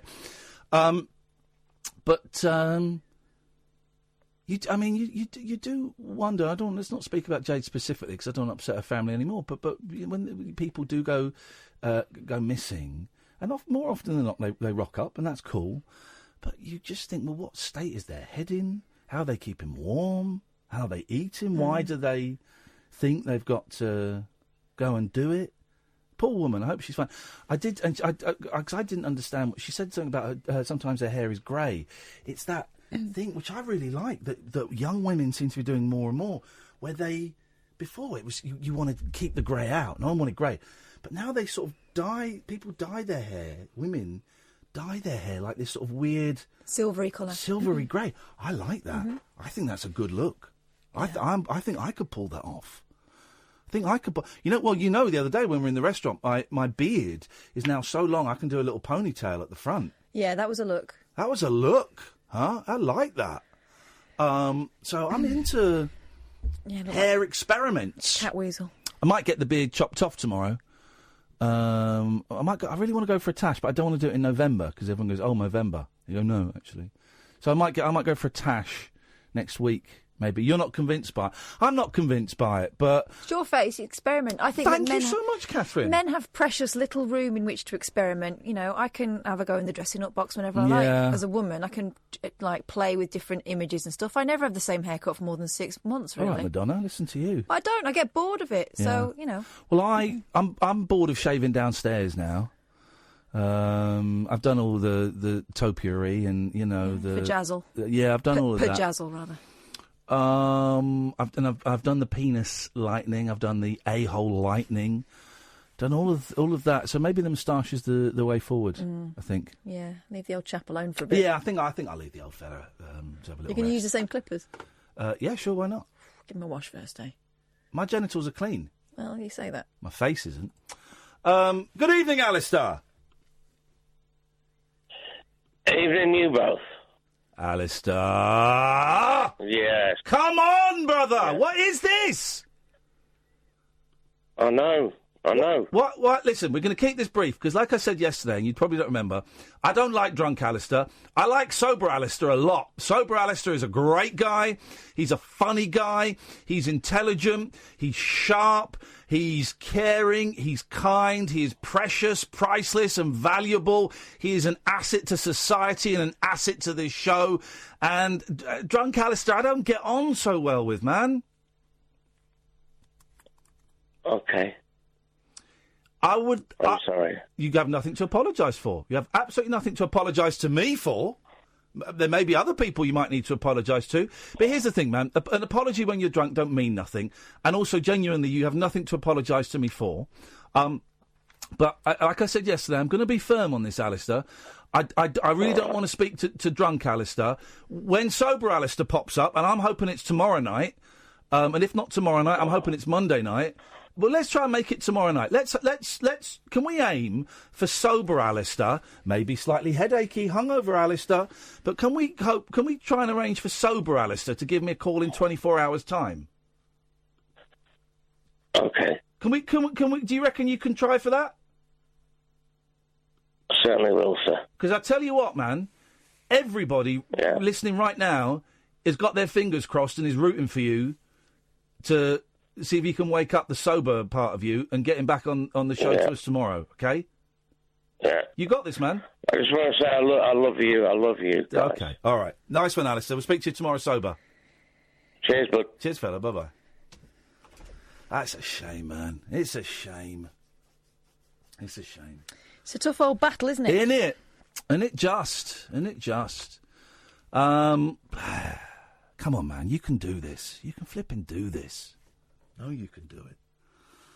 I know people that have died of that shit, you know, and it don't take much to go the wrong way. Anyway, 0344 499 1000 is the telephone number if you want to give us a call. Catherine, what delights have you? Because you dig around on the internet, you come up with a story. Where the hell are you going, boy? Gonna have to go somewhere. You can go if you want. You can go for a little walk. Go and stretch your legs. Go for a run. I know you're a sporty guy. Go for a run. Sports guy. He's a sports guy. He likes his fitness, his running. He's a running man. He's a running man. Oh, he's on my SH1T list. Why? Because he jumped out at me. He jumped out at me he did. the other day and scared me. Just remembered. All right, listen to this. In South Korea, people who just want I will bring it on. Oh, here we go. All right, go sit down. It's not worth it. It's not worth it. He's younger than you. Sit down. Yeah, exactly. It's not worth it. Exactly. Show him what an older man can do. How I can be a very sensitive lover if I wanted to. It's irrelevant to this conversation, but I will bring it on, boy. Bring it on. I'll bring it on by texting Denny and tell him not to put him on this shift anymore. Well, you know who we'll get instead. All right, we'll keep Sam. All right, lovey. I can do it now. All right, lovey. I don't get the show, I don't listen, but I'll have a go. Anyway, right, so... in South Korea, they work so hard, right, that they're sending themselves to prison. I was working as a prisoner in South Korea. Since 2013. When I met you. Okay. You picked me up, you turned me around, you got by my heart. I did what? I still want you. Oh. But after all this time, I don't know what I can say. You got this thing going on. I want to know the difference and my heartache is real. Let's have some fun. In prison? Don't you want me? No.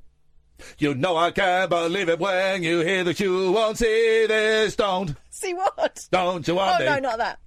You know I don't believe you now and I will never leave you. Put you where you are. I bought you down a car. You better give it back or you will both be sorry. Don't you want me, Catherine? Don't you want me? Oh, don't you want me, Catherine? Don't you want me? Oh. What was the other song? Is this because of Daymo? Yeah, it is. I'm jealous. I'm jealous of Daymo. OK, let's all calm down, shall we?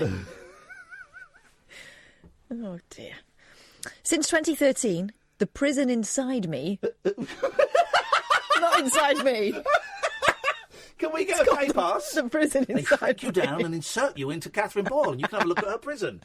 Many, many prisons there, including Daymo's soul. Oh, God, why did they call it this? The prison inside me has housed more than 2,000 people seeking an escape from the country's relentless working culture. Oh. 2,000. For South Koreans, a fake 24-hour fake prison is on hand to provide them with a sense of freedom. Named the prison inside me.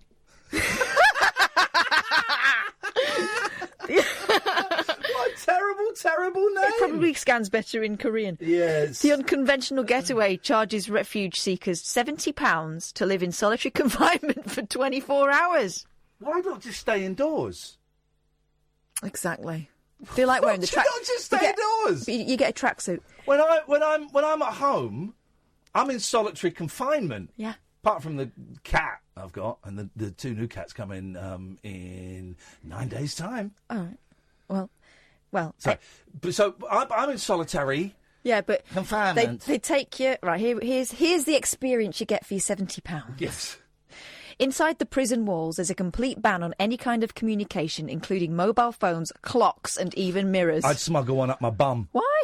Well, no one's going to beat me. I'm going to beat the man. So yeah, okay, I'll go to this. I'll do solitary. I'll do it standing on my head. I'll do a 5 stretch. But I'm taking the phone up my bum. What? But you're paying to not. Yeah, exactly. Wow. And I'm going to make some shanks. This guy's loco. Yep, I'm going to make some shanks. And Bigfoot. Shanks and Bigfoot. Who's that? Sweet like chocolate. What's that song? Yeah. I like that. Nice. That's a nice song. That. My mother-in-law used to think it's called Chocolate Boy. But it wasn't. It was called Sweet Like Chocolate, Boy. The worst song I've ever heard in my life that was very, very popular. Yeah. When I was younger was was it Why waste your time? You know you're gonna be mine. No. That was awful. It was it was like sing the first one again. It had that vibe. Sweet like chocolate. Sweet like chocolate boy. Was there one like that but about champagne? Sweet like champagne. No, I'm your champagne lover. Something. Does anyone know? I'm trying to think of a very, very specific song. I don't know if it was a chart hit, but it was certainly big in the clubs back in the day. Champagne was a band, wasn't it? No, it's a drink, I think. Champagne song. But it might not have actually had champagne in it. Oh, or maybe it was like Sweet Kisses. Champagne Kisses? No. That was 2014. Sweet Kisses. Sweet Kisses? Oh! Yes, come on. What's that song, Ian? Come on. I got it. I know exactly what it is. Go on, let's hear it. This is it. Let's hear it. What terrible, terrible song. This was everywhere. This was all in the clubs. You'll know this. You'll know this. Let me be your fantasy. This is a great song. It's a terrible song. Baby D, innit? Let me be your fantasy. Coming up! Yes! Let me be your fantasy. I like this song. But then there was like a... It was her, and then there was Olive, and they were of a similar Olive vibe. Was great. Olive was great. I've got the Olive album, right? And that was great. But this was like... There was like a dance group. This.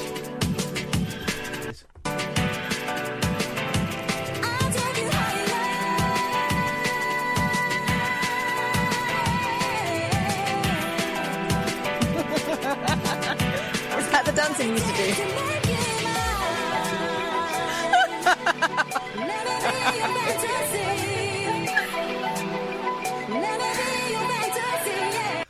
Anyway. I used to love that song.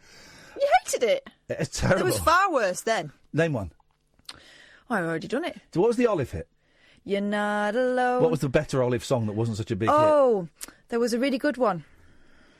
She had a great... I got the album. I got it free from Nescafe. I got like a load of canisters of songs. Canisters of songs? Yeah, they were in like weird canisters. And one of them was like club hits. And I'm pretty sure Olive was on that one. This is the song. This is the song that was better. Listen to this. Two faces. Yes. Playing with my trust in you. You cover all your traces. And watch me relax with you. Insidious. Creep away and do. Wait till you get to the chorus. It's a great chorus. Great forgotten chorus. What you think is Here we go. you. Couldn't be further from the truth. Here we go. 2, 3. Ooh, keeping up the secret. Ooh, you surely are. It's so rude. Going through all the damage done. Here we go.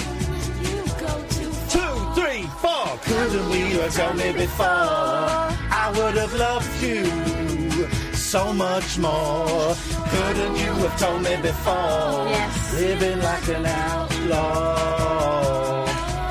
On the similar tip, It's a I great used to really song. like Dubstar. Do you remember Dubstar? What was Dubstar's song? Stars was one.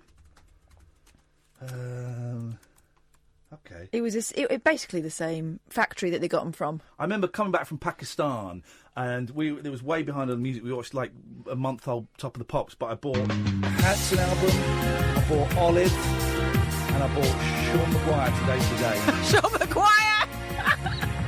Remember this one?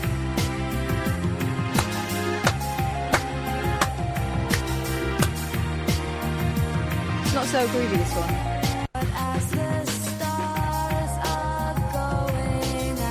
There was one called Not So Manic Now. Do you remember that one? Dubstar. I do. Oh, those were the days. Those were weren't the they? days. Everybody's young and innocent, and now we're old and jaded and nearly dead. Hey, we'll do that prison story when we get back, because it's a good story. We've only got a minute. We watched Vic Reeves' Big Night Out is back on. And he's flipping brilliant. Yeah. It's funny, man. And Vaughan's on it. Vaughan, I think we can say this now. We couldn't say this. Vaughan was a caller to this show. Vaughan's the guy with cancer who argued with Noel Edmonds. And Vaughan would call the show. Now he's a big star. He's never going to call us again. Never going to speak to us again. Never going to speak to us again. But Bob Mortimer, it turns out, I didn't know this, Bob Mortimer used to listen to this show. Yeah. He's been trying to persuade him to phone in and he won't. But he used to listen to this show. And he heard Vaughan phoning up and Discovered Vaughan. doing a silly voice. Yeah. And he emailed me saying, Can you give me Vaughan's details? I wouldn't mind having a chat with him. Now he's the third. Now he's Les, basically. Yeah. He's Donkey Ekibawa, isn't he? Yeah. It's Uncle Peter. Yeah, that's it. It's incredible. What a thrill. In fact, I'm going to email him and say congratulaziano. 03444991000, the late night alternative on Talk Radio. The Late Night Alternative with Iain Lee on Talk Radio. We have ways of making you talk.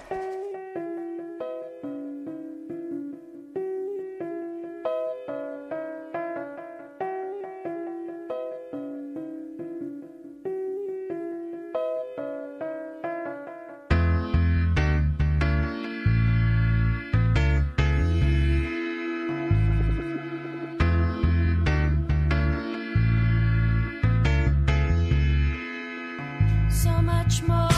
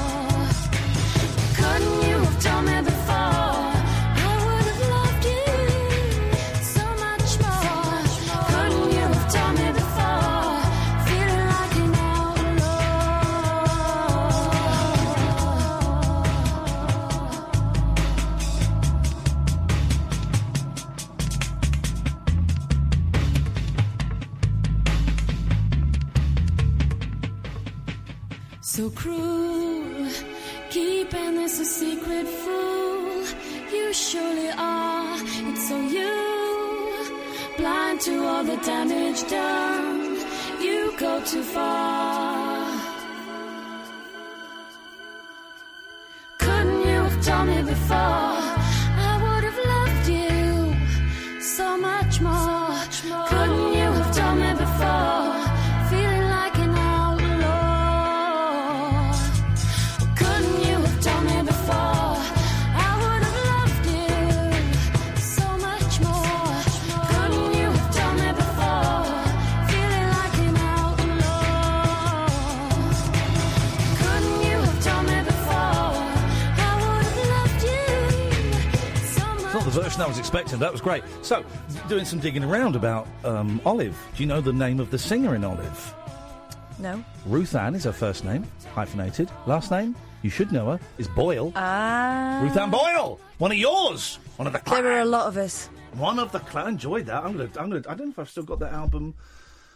I think I don't remember seeing that. A lot of my stuff's gone missing, including Slade in Flame. I've had to rebuy Slade in Flame, but it's not the version with the DVD and the album. It's just the version with the album, which I'm holding here. I'm going to get Dave to sign it tomorrow, my precious. But a lot of stuff I chucked out, stuff I got rid of, stuff seems to have gone missing, stuff I think may have been shifted when I wasn't there. You know what I'm saying, man? Anyway, 03. It says she's got... hang on, what did I say that her name was? Ruth Ann Boyle. Because she released a solo album, but only on the old iTunes. Let's have a little... let's have a little listen. So, Was she called Olive because it was like olive boil, olive oil? No. All right. That was the name of the group. Yeah, but, I mean, is that where it came from? No. Okay. Just curious. Okay, well, it's not really any of your business. But it is. It's a family matter. I wonder, where is... I want to find Ruth Ann Boyle. Hang on a second. Let's go to YouTube. Ruth Ann Boyle. I'm fascinated now.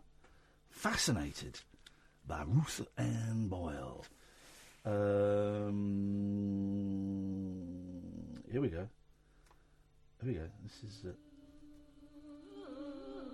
oh, yeah.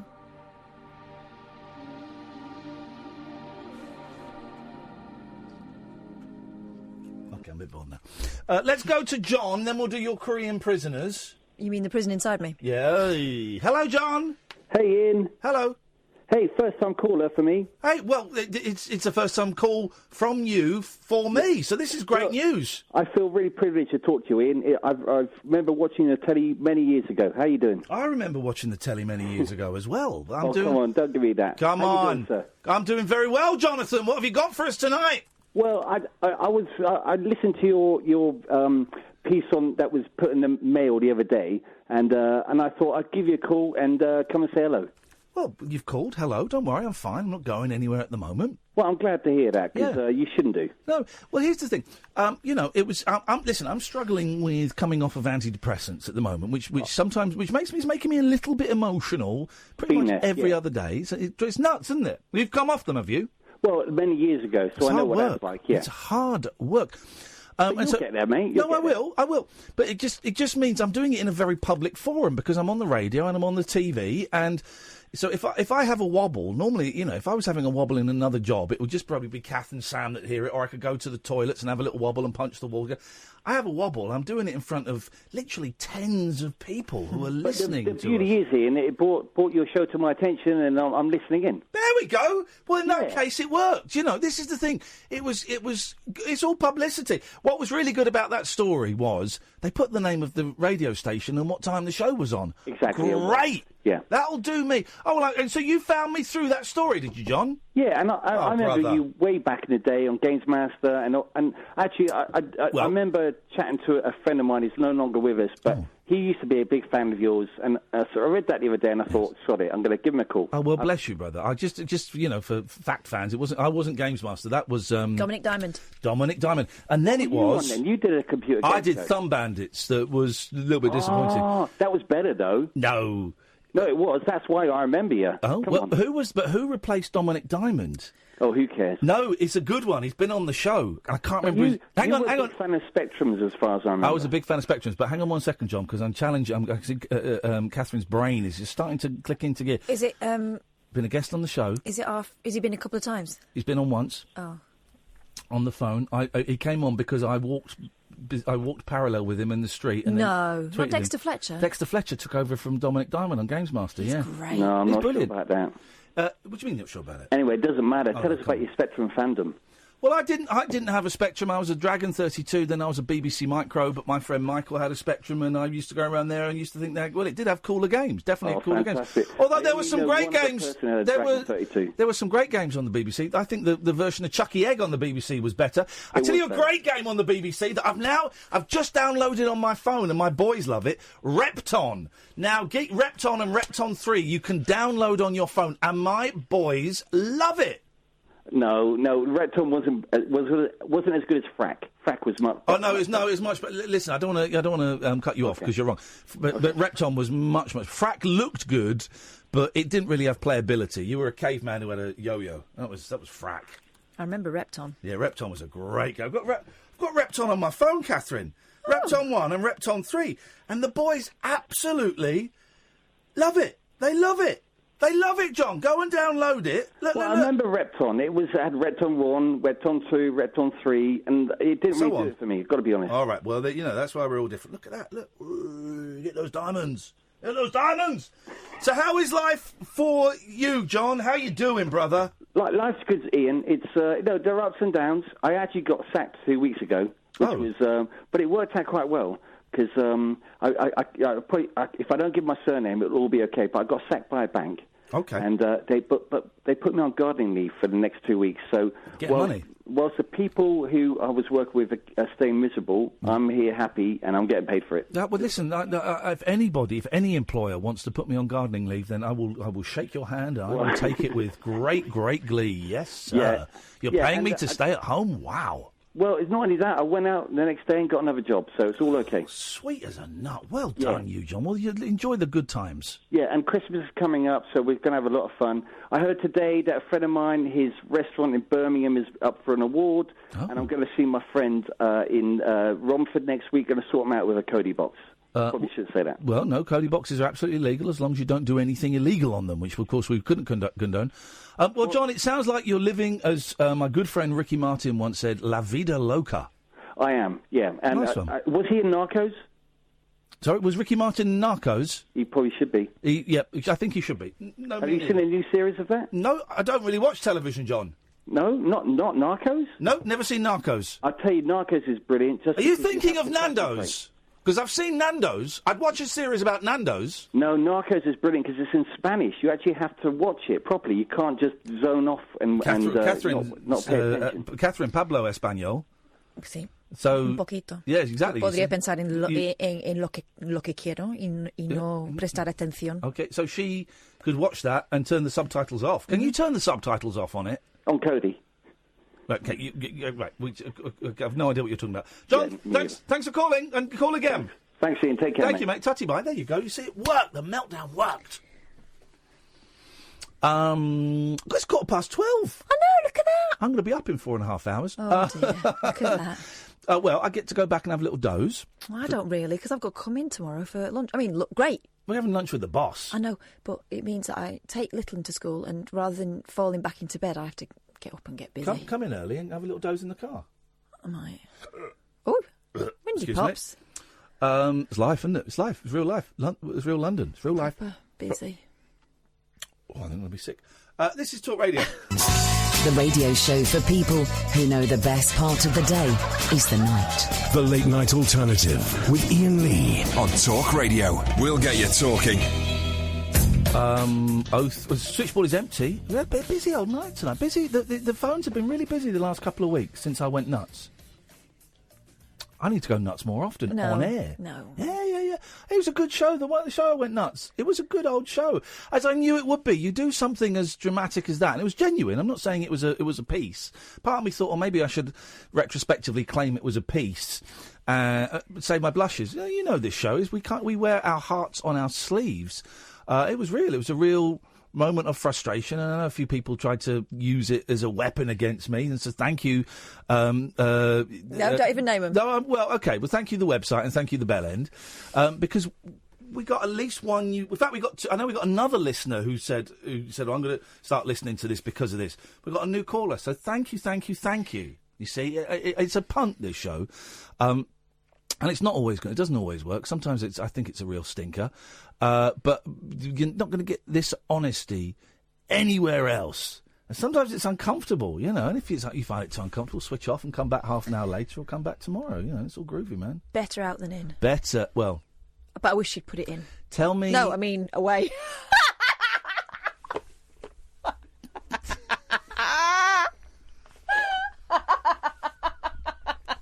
Oh my God.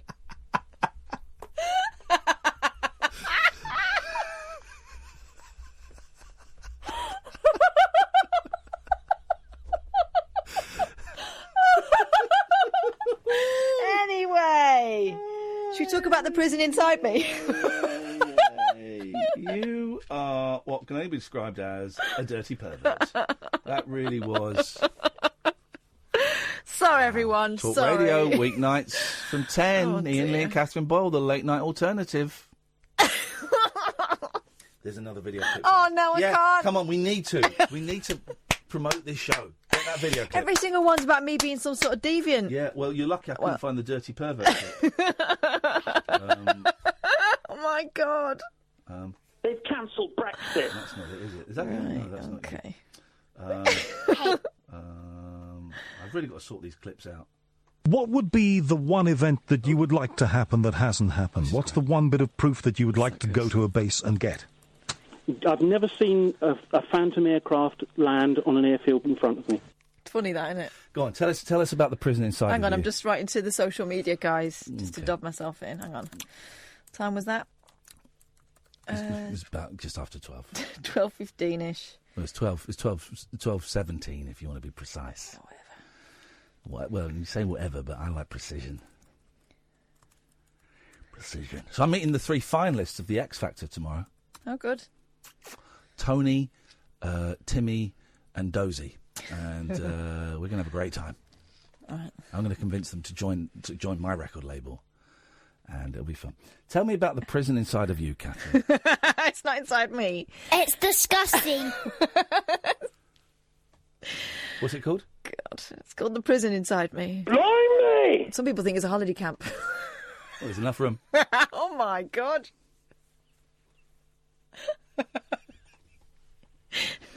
You misbehaved. There'll be no Xbox for you.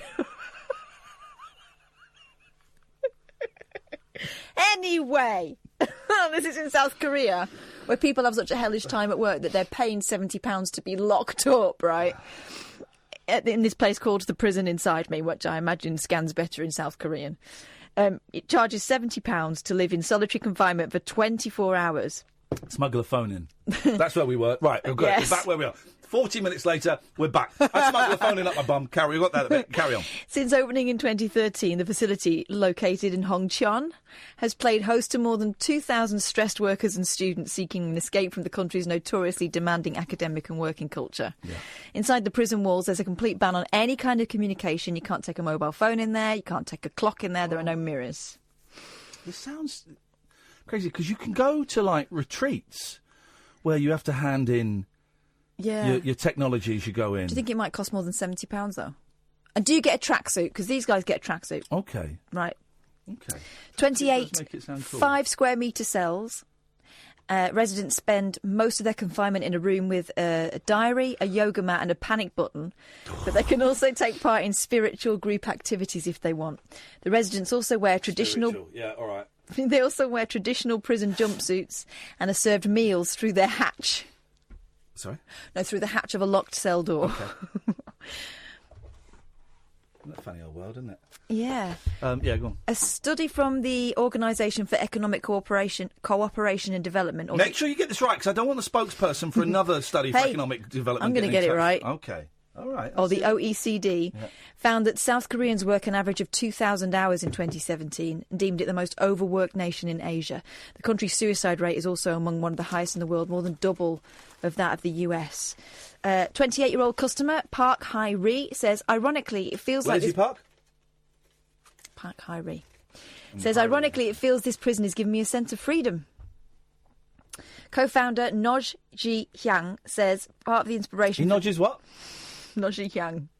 Not touching my gang. It says part of the inspiration for the mock prison came from her husband, a local prosecutor who often worked about 100 hours per week.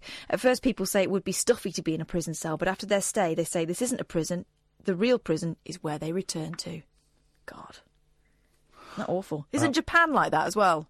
No. In that people fall asleep at their desks and... Yes, people hate... Oh, Japan is, yes. Yeah, yes, they yes. work Well, they work them to death. Work them to death, yeah. Or they die, or they commit suicide. But it's not all Japan's like that, you know. But there is a culture of... Well, there's not a culture of dying at work. No, I think you've got to be careful of these mass generalisations. They work extremely hard. Well, it and would appear that diligently. the Asians do. But I would say between 1 and 100% of Asians do. Somewhere between there. Frankie and Benny's has become the first family restaurant in Britain to ban the use of mobile phones. The food chain made the move in a bid... Well, they made the move in a bid to get in the newspapers and on shows like this. And do you know what? It's worked. Yeah. Because, when we went out for that lovely meal at Mildred's the other night, I made a point of leaving my phone in my coat, which I hung up at the entrance, so that I'd be sat there and you would have to talk to me. Admittedly, you brought your phone to the table. Oh, no, I didn't have it at the table. It was in my handbag. Which your handbag was? Next to me, because it had the everything table. in it. Your Oh, handbag I'm was not at- going to... Right, this No. is London, right? I'm not leaving my handbag No, but it's just... unattended on a peg. I'm just pointing out the contradiction in what you said. First of all, you said you've... I don't have the phone on the table, ever. That wasn't what you said. What you said was you didn't have the phone with you. And then upon further questioning, it turns out the phone was with you. It was very, very close to you. And that's fine, but just be aware of what you're saying. And so I didn't have the phone with me. You did. You had yours. And, and I felt better for it. I felt like the good guy, and you were the bad guy again. I didn't have my phone out. You wouldn't have known it was even there. But I knew it was there. Because my handbag was there. Exactly. My purse was there too. Were you worried about my finances? I wasn't worried about your purse being opened. Wow. There's no danger of that. Gosh. Well, in your 5 years, I've never seen in the inside of your purse before. Never looked in there. That isn't true. Don't say that. I know it's not. I'm teasing. But it's. I'm teasing. But oh man, those I had those dumpling a things. charcoal burger. I don't really know what the charcoal added to the... No, but it looked dramatic, but it was delicious. I haven't been to that restaurant for years. It's a vegetarian restaurant in London. There's 2 branches now, but the other one is not as good, in my humble opinion. I used to go there quite a bit when I used to work at Absolute. It's just the best food. Although they don't do the cheesecakes anymore. They used to do the best cheesecakes. Anyway, and when I'm sat with the boys, I won't have the phone with me. I'm sat with the if I'm out eating on my own, I haven't got a book with me, I'll have my phone. Yeah, sure, why not? I'm on my own. I'll do whatever. But when I'm with people, I don't. No, we don't allow the phones at the dinner table. But this has come about apparently because it's kids complaining about their parents. I bet. Right. But I also see a lot of parents chuck their kids like iPads and phones to keep them quiet in restaurants, whereas... Yeah, no. The closest we get to that was when they were really little, we'd take a colouring book. Yeah, no, I don't like that. Let's let them watch blooming SpongeBob so they shut up. No, they're at a meal. Listen, if they're old enough to have a meal with us, then they're going to join in. Yeah. They're going to join in the meal and the conversation. The worst one was when we went on holiday and stayed with my mate in Spain, and whenever we went out... Did the mate in Spain fall mainly on a plane? No, she didn't have to go on a plane. She already lived in Spain. Okay. I was being clever and funny. Maybe one day someone could email Katherine with what was clever and funny about what I just said. I know what you tried to do, but it didn't really work, did it? It succeeded. No. It did. But it's just such a high level that it wasn't quite sunk down to you yet. I've been going to Spain for a long time, and so people have tried that joke in various formats and never quite really... Well, the pain in Spain falls mainly on... Lorraine. Who's Lorraine? I didn't say Lorraine. I was going to say Jane. Anyway, what I was saying... What's your friend called Jane? No, she's called Sonia. Give me a minute. Got a middle name, last name that rhymes with plane? No, her surname is Rodriguez Flores. Well, that's very selfish of her. Go on. I will. Oh, God, I will. I know you will, Yeah. but it's going to be awful. Go on. Yep. Right. The name in Spain draws mainly from the male line. Okay, you carry on with your story. I look forward to hearing it. No, just to say that it was lovely to go out and go to restaurants where children were always welcome late at night because everyone sort of starts. Because they're all drunk over there, aren't they? No, everyone starts eating about 10ish. Really? They eat at well, they're watching sports. Yeah. Anyway, my kids would sit there and we'd... tennis? Is it when they've got tennis rackets, but they're using the wrong ball? So it's like tennis, but it's just a bit tennis. God, just so annoying. I'm funny. I'm a funny guy. No. I'm a funny guy. Tedious. Very funny guy. Tennis. So we'd be sitting at the table, and it was lovely. And then she would get an iPad out for her son, and of course my kids wanted to watch it as well. And we just don't do that because of data roaming. Too expensive data roaming. It was her iPad. She lived there. Yeah, but you pay attention instead of trying to cook up stupid rhymes. It ain't no crimes doing stupid rhymes. What a tool. The Late Night Alternative with Iain Lee. On air and off the leash. On Talk Radio. Steve Austin, you're right. We'll not, as you said, we'll not be able to tweet at the table anymore. The table. He's got a tray on his lap. Customers going to the popular chain in December will be asked to hand in their phones before they eat. They'll be stored in a no-phone zone box, with kids eating free for customers willing to put family first. Well, did you make it that no-phone zone? No, but I like it. The move comes after the Italian-American eatery found nearly half of children want the phone taken away while they're having dinner. They also found Brits would check their phones with no reason, with 47% saying it was a habit they couldn't get off. Yeah, and that is the thing. That is the thing that I do a lot, man. It's a reflex, isn't it? It is. It's like it's someone. If I was in the studio the other day at BBC, and the producer said, "I'm just going to go down and get the guest." Oh, okay. And she was going. Okay, fine. Pick up the phone. And I just start looking at the phone. Why, the old days, we'd sit there with our thoughts, and who knows what genius might strike when you sat with thoughts. And then actually I realised what I was doing, because again I've blocked Twitter again. I'm trying to get more aware of my action. So I put it down and I picked up the Dave Hill book and I read a little bit of the Dave Hill book. That's exactly it, right? When I was in the sixth form, I had this brilliant teacher, and he always said that you should never be without a book, because that's what the spare moments are for, right? Who does that anymore? So from now on, I'm always going to have a book in my bag. Yeah. Well, this is the thing. I bought a nice magazine today. Razzle? No, but about George Harrison. Oh. See? Okay. Distracted by Twitter. That's exactly what we were talking about. Frankie and Benny's, which has 250 restaurants, said it may make the ban permanent if it proves a success. Parenting expert Susan Atkins... Parenting expert? I don't believe it. I don't believe it. Said, I'm delighted to see Frankie and Benny's are leading the way by banning screens at the table. Well, you can't ban them. You can't ban them as a thing, because it's not. We've gone too far in society now. I remember. What if they're a doctor? What if you're a doctor on call? It's a restaurant. Yeah, if you're on call, though, you've got to have your phone with you. You have a pager. When I used to live in Highgate in Tapford Towers and North Hill, there was a pub opposite us called the Victoria. Really nice old boozer. Did a great Sunday roast, the best Sunday roast. And they banned phones in there, actually. You weren't allowed to take or make phone calls in there. I can't remember about texting. I don't think you were allowed to text either, actually.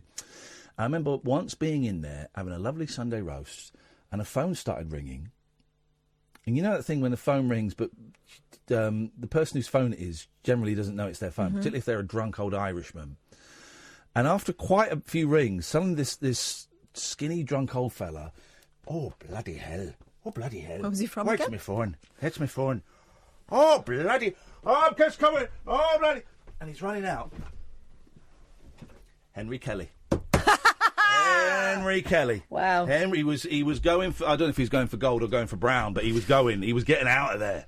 He was going. So that's the story. That's a new story. Is a story. Well that filled about 3.5 minutes. I'm very, very happy with. Oh, here's one. You know me. You know me. My name's Iain Lee. I like the 60s music. There's one band that I saw live few years ago from my mum. It's a little bit ropey. Jerry and the Pacemakers. Yeah. Jerry Marsden's retiring. Mm-hmm. About time. 60s pop icon Jerry Marsden, famous for hit Ferry Cross the Mersey. Ferry Cross the Is Mersey. hanging up his guitar after almost 60 years of touring. He must be tired. And 60 years of touring? I mean, what is there to know about the guy? Sure, he was a great code breaker. He was chemically castrated by the government. But 60 years of researching Alan Turing? Oh, my. Really? Yeah. God. Yeah, I'm pleased with that one. Pleased with that one, because it's political as well. The 70s is political and historical and factual. And also fun at the same time. Well... The 76-year-old lead singer of Jerry and the Pacemakers announced his retirement on his website, saying he was to spend more time with family. I think we know what that means. The Post said, Jerry would like to say a special thank you to all his fans for the unconditional support down the years and will sadly miss them all. He looks forward to new chapters in his life. The Pacemakers, the second group to sign... I did actually enjoy the Jerry and the Pacemakers gig, but there's quite a lot of padding. When he starts introducing a song as one done by Bette Midler, then starts playing The Wind Beneath My Wings, you think, really? Did an Eagles song as well. The Pacemakers, the second group to sign to manager Brian Epstein, after the Beatles made history as the first Liverpool band to reach number one. They were also the first band to have their first 3 singles reach the top of the charts. Their hits included How Do You Do What You Do To Me? I wish I knew. If I knew how you do it to me, I'd do it to you. Bam. Have you heard the Beatles version of that? No. It's good. But it feels like it should go into I like it, I like That was it. their next one. And then the third one was? I don't like it anymore. Stop it hurts. I'm not in the mood. You'll Never Walk Alone. Oh dear. The group, which included Jerry's brother Freddie, Arthur Mack, Les Chadwick and Les Maguire, split in 1966, but were reformed by Jerry in 1974. They continued touring all over the world until 2003, when Jerry had to have a triple bypass heart surgery. At the time, one of his daughters joked her father would find resting a challenge. An insider close to Jerry told the Mirror the star, who had a second heart operation 2 years ago, was not retiring due to health reasons. The friend said... He wound up things at the end of last year and fulfilled his obligations. He's in good health. But he lives most of the time in Spain. He wants to enjoy being there, spending time with his family. Jerry's been married to wife Pauline for 53 years, and they have 2 daughters, Yvette and Victoria. Good for them. Also, when I went and saw Jerry and the Pacemakers, apart from Jerry, every other member of the band was younger than me. Oh... Just Jerry then, wasn't it? Have a banana. How's your father? Go on, what you got? Do you want a man who shot himself in the groin? Or do you want... Let me see what I've got. Let me give you some of the hits that I've got. Go on. Penis enlargement danger. Penis enlargement danger. Here's one. The moon is not barren. Bizarre video shows secret base on lunar surface. Oh, go on, yeah. Oh. Yes, mate. Oh, I thought that might tickle your fancy. A little bit of the old spooky music. Shut up and listen. Oh, we are listening. Off with his head. I miss Matt. The moon is not barren. Bizarre video shows secret base on lunar surface. Sweet, really? This is nuts. Wait for it. Okay. A YouTube conspirator believes he's found proof of a secret space program being... Conspirator? Is that a word? Do they mean conspiracy theories? I would... because a conspirator is someone who... If we were to plot to overthrow Denny... Boom. Boris, we'd be co-conspirators. Yes. So they mean... Okay. But, never mind. He reckons he's found proof of a secret space program being conducted on the moon. Can I ask you to just not be... Oh, can I do... What? Can I do a riddle that my boys did to me the other day? You're stuck in a metal room. There's no door. There's no window. There's just a table. How do you get out? I want to know if this is cheating or not. No window. There's no door, there's no window. It's a metal room. You're locked in, can't get out. Climb over the wall. You didn't say there's a roof. There's a roof. You're in a room. I said you're in a room. You said you're in a room. You're in a metal room. There's just a wooden table, right? And this, because this would annoy me when the boy, because I spent ages trying to work this out, and then the boys told me, and I was really angry with them. And I want to know if this is cheating or not. Go on. Well, you do it. Do you smash the wall in with the wooden table? No, it's a metal wall. You can't. might be a very soft. It's metal. not. It's not. It's a really tough. It's the toughest metal. What's that then? Titanium. Doesn't matter. Kind of flimsy, isn't it? What did she not want to come on? What the hell is going on? Okay, so this is what you do. Oh, well, actually, let's put it out there for the listener. You're in a metal room, and but I warn you now, it's a cheat. And the kids love it, and the kids, in fact, keep doing it to me. And I go, well, I know the answer now. But you're in a metal room. There's no door, there's no window, there's no way out. You've got a wooden table. How do you escape? 0344 499 1000. This is going to annoy you, and this is really going to wind you up, and this is Talk Radio. Unmissable late-night radio with the original king of unconventional conversation. Make contact with Iain Lee. The Late-Night Alternative with Iain Lee on Talk Radio. Well, some of you got it on Twitter. So this is it, right? Metal room, no doors, no windows, you can't escape, there's no way out. This is a wooden table there, how do you escape? You scream, and I'm embarrassed to say it, you scream until your throat is sore. You use the saw to cut the table in half. No. 2 halves make a hole, you climb through the hole. Right. And now the kids, here's the thing, right? It's a nice bit of wordplay. I like the wordplay. It's not going to save him in a crisis. No, but the kids really, and I spent ages working this one out, and the kids really thought they got one over on me. And I wanted to pull the car over, get out of the car, get them out of the car, stand them by the side of the road and say, right, that does not work. That is not fathomable. That's not a riddle. That is bullshit. No. Right? You two have come up with absolute BS. Right? Do that again, and you'll be in big trouble. Mm-hmm. So next day, right, Dad, imagine that you are in a room and you are about to be eaten by 100 alligators. How do you escape? Do I scream until my throat is sore and saw their heads off? No. Go on. You stop imagining it. Oh. I pulled the car over, got out, dragged him out. I said, right, we've had this conversation. I never expect to have the same conversation twice. We're having it twice. That is out of order. That is not realistic. You would die in that scenario, okay? Yeah. Tempted to put you in that scenario. To put one of you in the scenario so that one of you dies and the other one watches it, okay? Yeah. But I will not do that because I will be in very serious trouble. Also, alligators are deer, aren't they? What? No. Deer are deer. Alligators are like crocodiles. They're the green things with the slappy mouths. I said, you do that third time and you're dead to me. They haven't done it so far yet, so we might have learnt something. Let's go to Laura. Good evening, Laura. Hi. I'm really embarrassed about this, and I hope that she's, somewhere, and she's going to turn up and she's going to be really embarrassed. Oh, it's Laura. Go on, yes.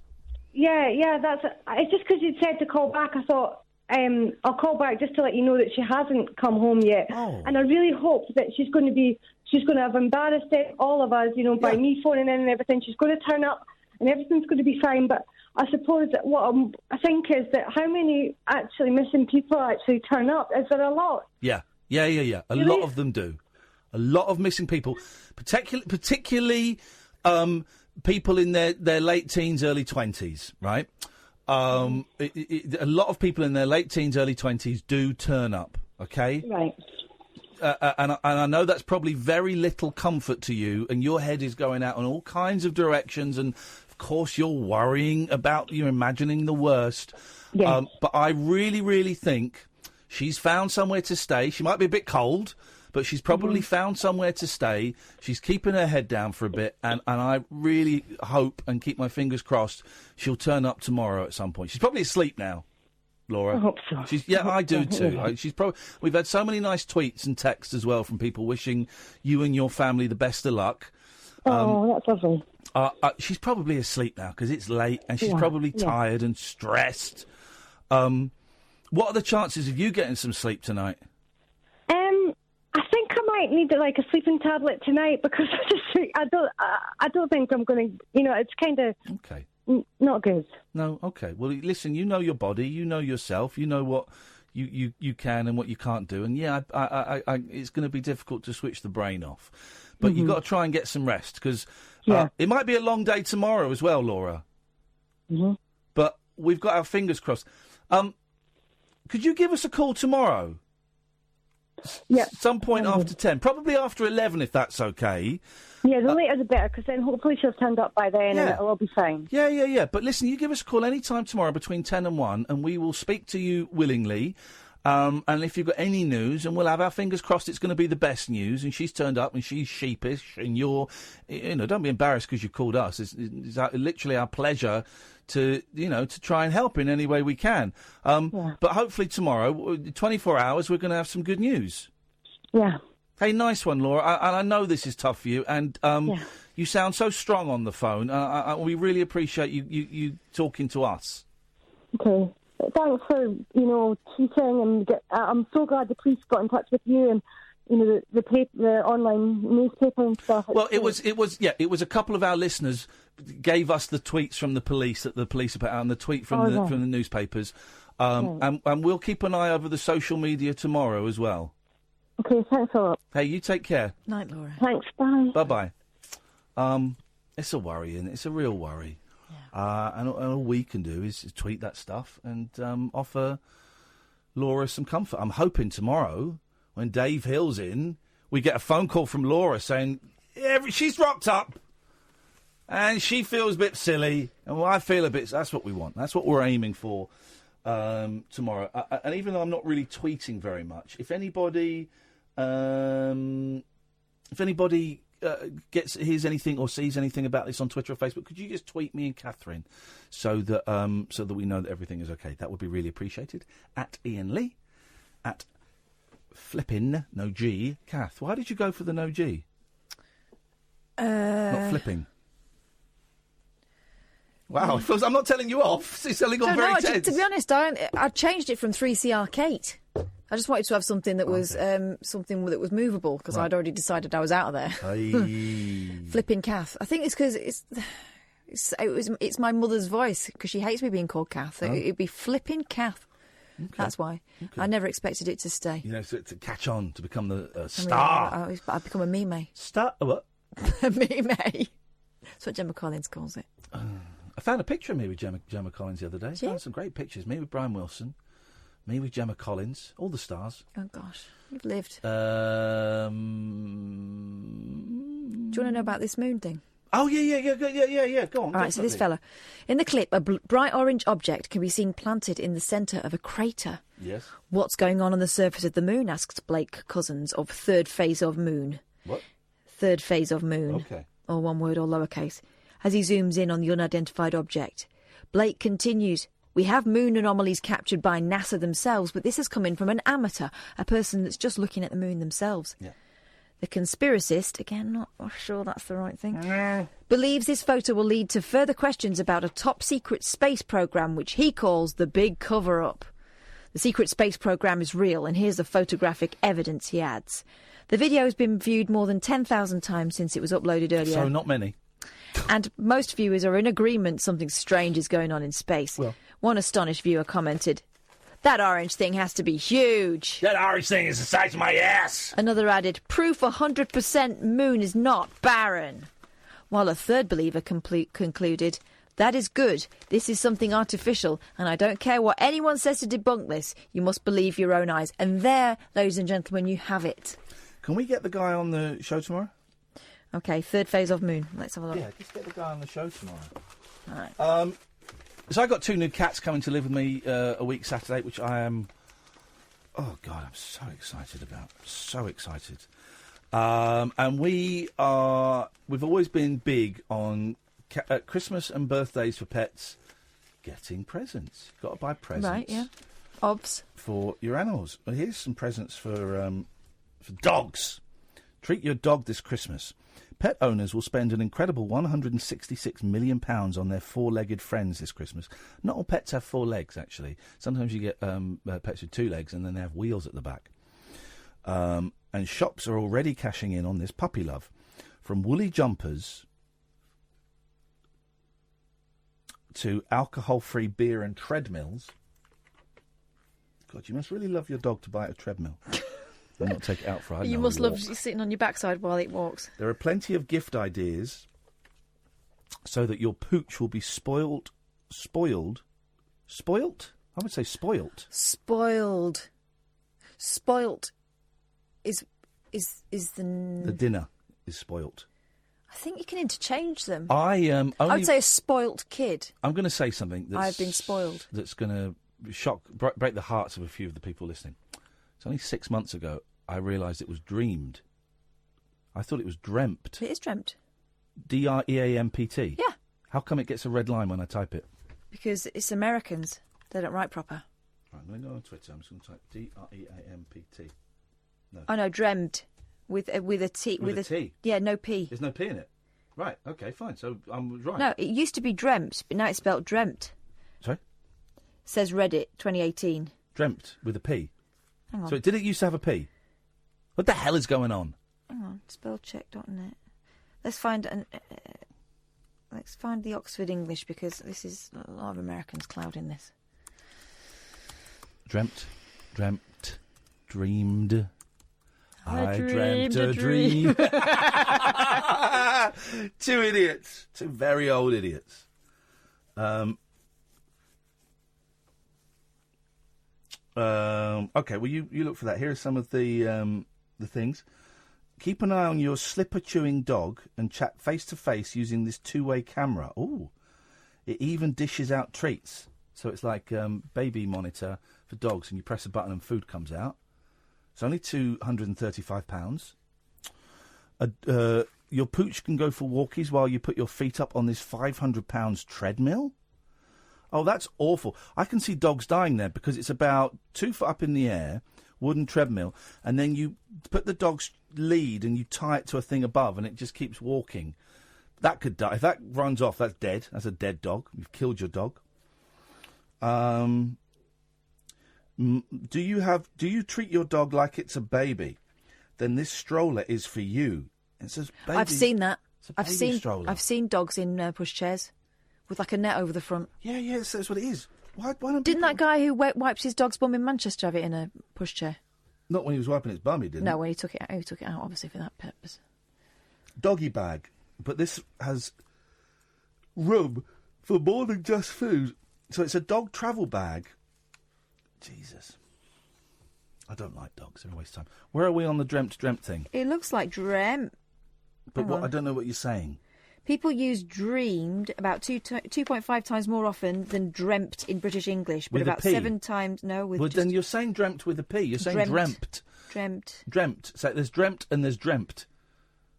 Has it ever been... I don't really care about this, actually, but I do now. Has it ever been spelt dreamt? With a P. No, it doesn't look like it. Right, so but fine. People seem to remember it was. Mandela effect. Well, that's how I've been spelling it my whole life, with a P. Oh, The Mandela effect. We are constantly splitting up into separate little break-off universes where things that may have or may not have happened in one did or did not happen in the other. I'm convinced Dreamt was spelt with a P. It's crazy. It's crazy behaviour. Okay. Have you got a story? Yes. Stop. Just forget the Dreamt stuff now. I'm not even thinking about that now. I was about to write to the guy who thinks there's something on the moon, but that's okay. I can do that after. Yeah, you can do that after, mate, because we're actually... Worried about the size of your penis? Oh, God, that is absolutely terrifying. Oh, my God. Flipping heck, man. That is genuinely... We're talking about Paul Ross not being worried about the size of your penis. I'm worried about the size of Paul Ross's penis. Paul Ross... Yeah, I told you, you think I was talking centimetres, not inches. Honestly, that made me jump. Don't gag from the young ones. Paul... There's 2 doors, the soundproof, and there's a bit of glass, and Paul often stands in between the 2 doors with a light under his face, and it's a bit creepy, but we're used to it. But now he's wearing a flipping Theresa May mask, and it scared the life out of me. Hey, what I do at the weekends is my own business. Wowzers. Oh, it's please. been in the office for a few days. I thought I'd make use of it. Those masks are great. I bought 2 Mr. Bean ones for my boys, and it's just the funniest thing. They love it. It's funny when you got two people with the same mask on. They're the gift that keeps giving, aren't they? Oh, they're wonderful. Good evening, Paul Ross. And good luck with your new cats. That's a lovely addition to the household. Have you got names sorted yet, or are you going to get to know them first? They're 5 months old, so they're rescue cats. They're not brand new. They've got names already, but my boys have renamed them. Lucky and Mucky. They have to rhyme. But that's brilliant. There's good names. But Kath is adamant she's going to rename them. What are you calling my cats? Well, Mucky, and because I can't say Mucky and Mucky and Lucky. I think Lucky should be Lulu and Mucky should be Kiki. Well, they might get nicknames. Velvet's got like 100 nicknames. So I've got my old cat who's nearly 20, and then I've got these 2 5-month-old coming a week's out. I'm so excited, man. I love lovely. It. Are you going to put a cat flap in?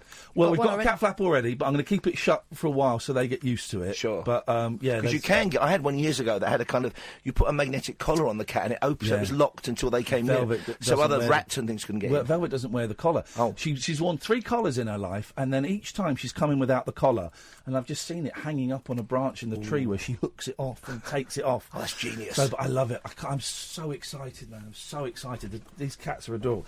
Anyway... Thank you for that. What have you got on your show tonight? On the show tonight, we're going to be hearing from Dolph Lundgren and Matthew McConaughey, because Josh Rom, the force of showbiz nature, sometimes quite irritating, but we hope not tonight, has had chats with them on the red carpet for the new Creed film, part of the Rocky franchise, Creed 2. I saw the... I retweeted that earlier on. That's me and Joe Pasquale. And you know what? The good part of me prefers you and Joe Pasquale. He's a lovely... Must have worked with I know him quite well, Joe. He's I've a never lovely met fella. him before. Lovely fella. The nicest man. The first thing he said was, Eerie, do you reckon we could both take Dolph if we went for him at the same time? and he was like me. You know, men of a certain age at Good Morning Britain today were just like, oh my God, it's Dolph Lundgren. Yeah. And I went and got a picture, and Pasquale, I don't know him at all. He said, do you reckon he'd take a picture with me if I asked him? I said, yeah, go on. But he's got that lovely gift of easy intimacy, Joe, hasn't he? And he's proper old-fashioned showbiz, because he really... Did you ever see him? I took my...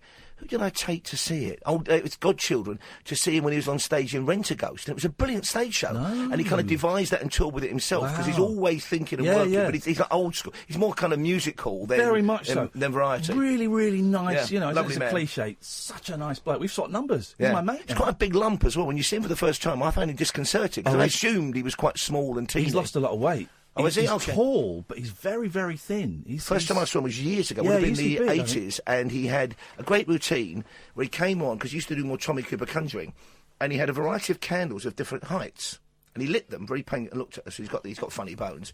And he started putting his hands over them, and as if the cry of pain was in Chile, he went, genius. I love it. And that would have been his career for a lifetime back in the old days. Old school variety. Yeah. Anyway, I was thrilled to meet him, and it was like him and Johnny Ball I met today. What a day. Think of a number. Oh, mate, 7. Sorry, Dolph Lundgren on with Josh. And Matthew McConaughey with Josh. We're also going to get good news from Danielle. We do a good news roundup of a Friday, which is great, good news stories. And we've also got, for the first time, we're heading for Barbados, because it's Barbados' Independence Day today.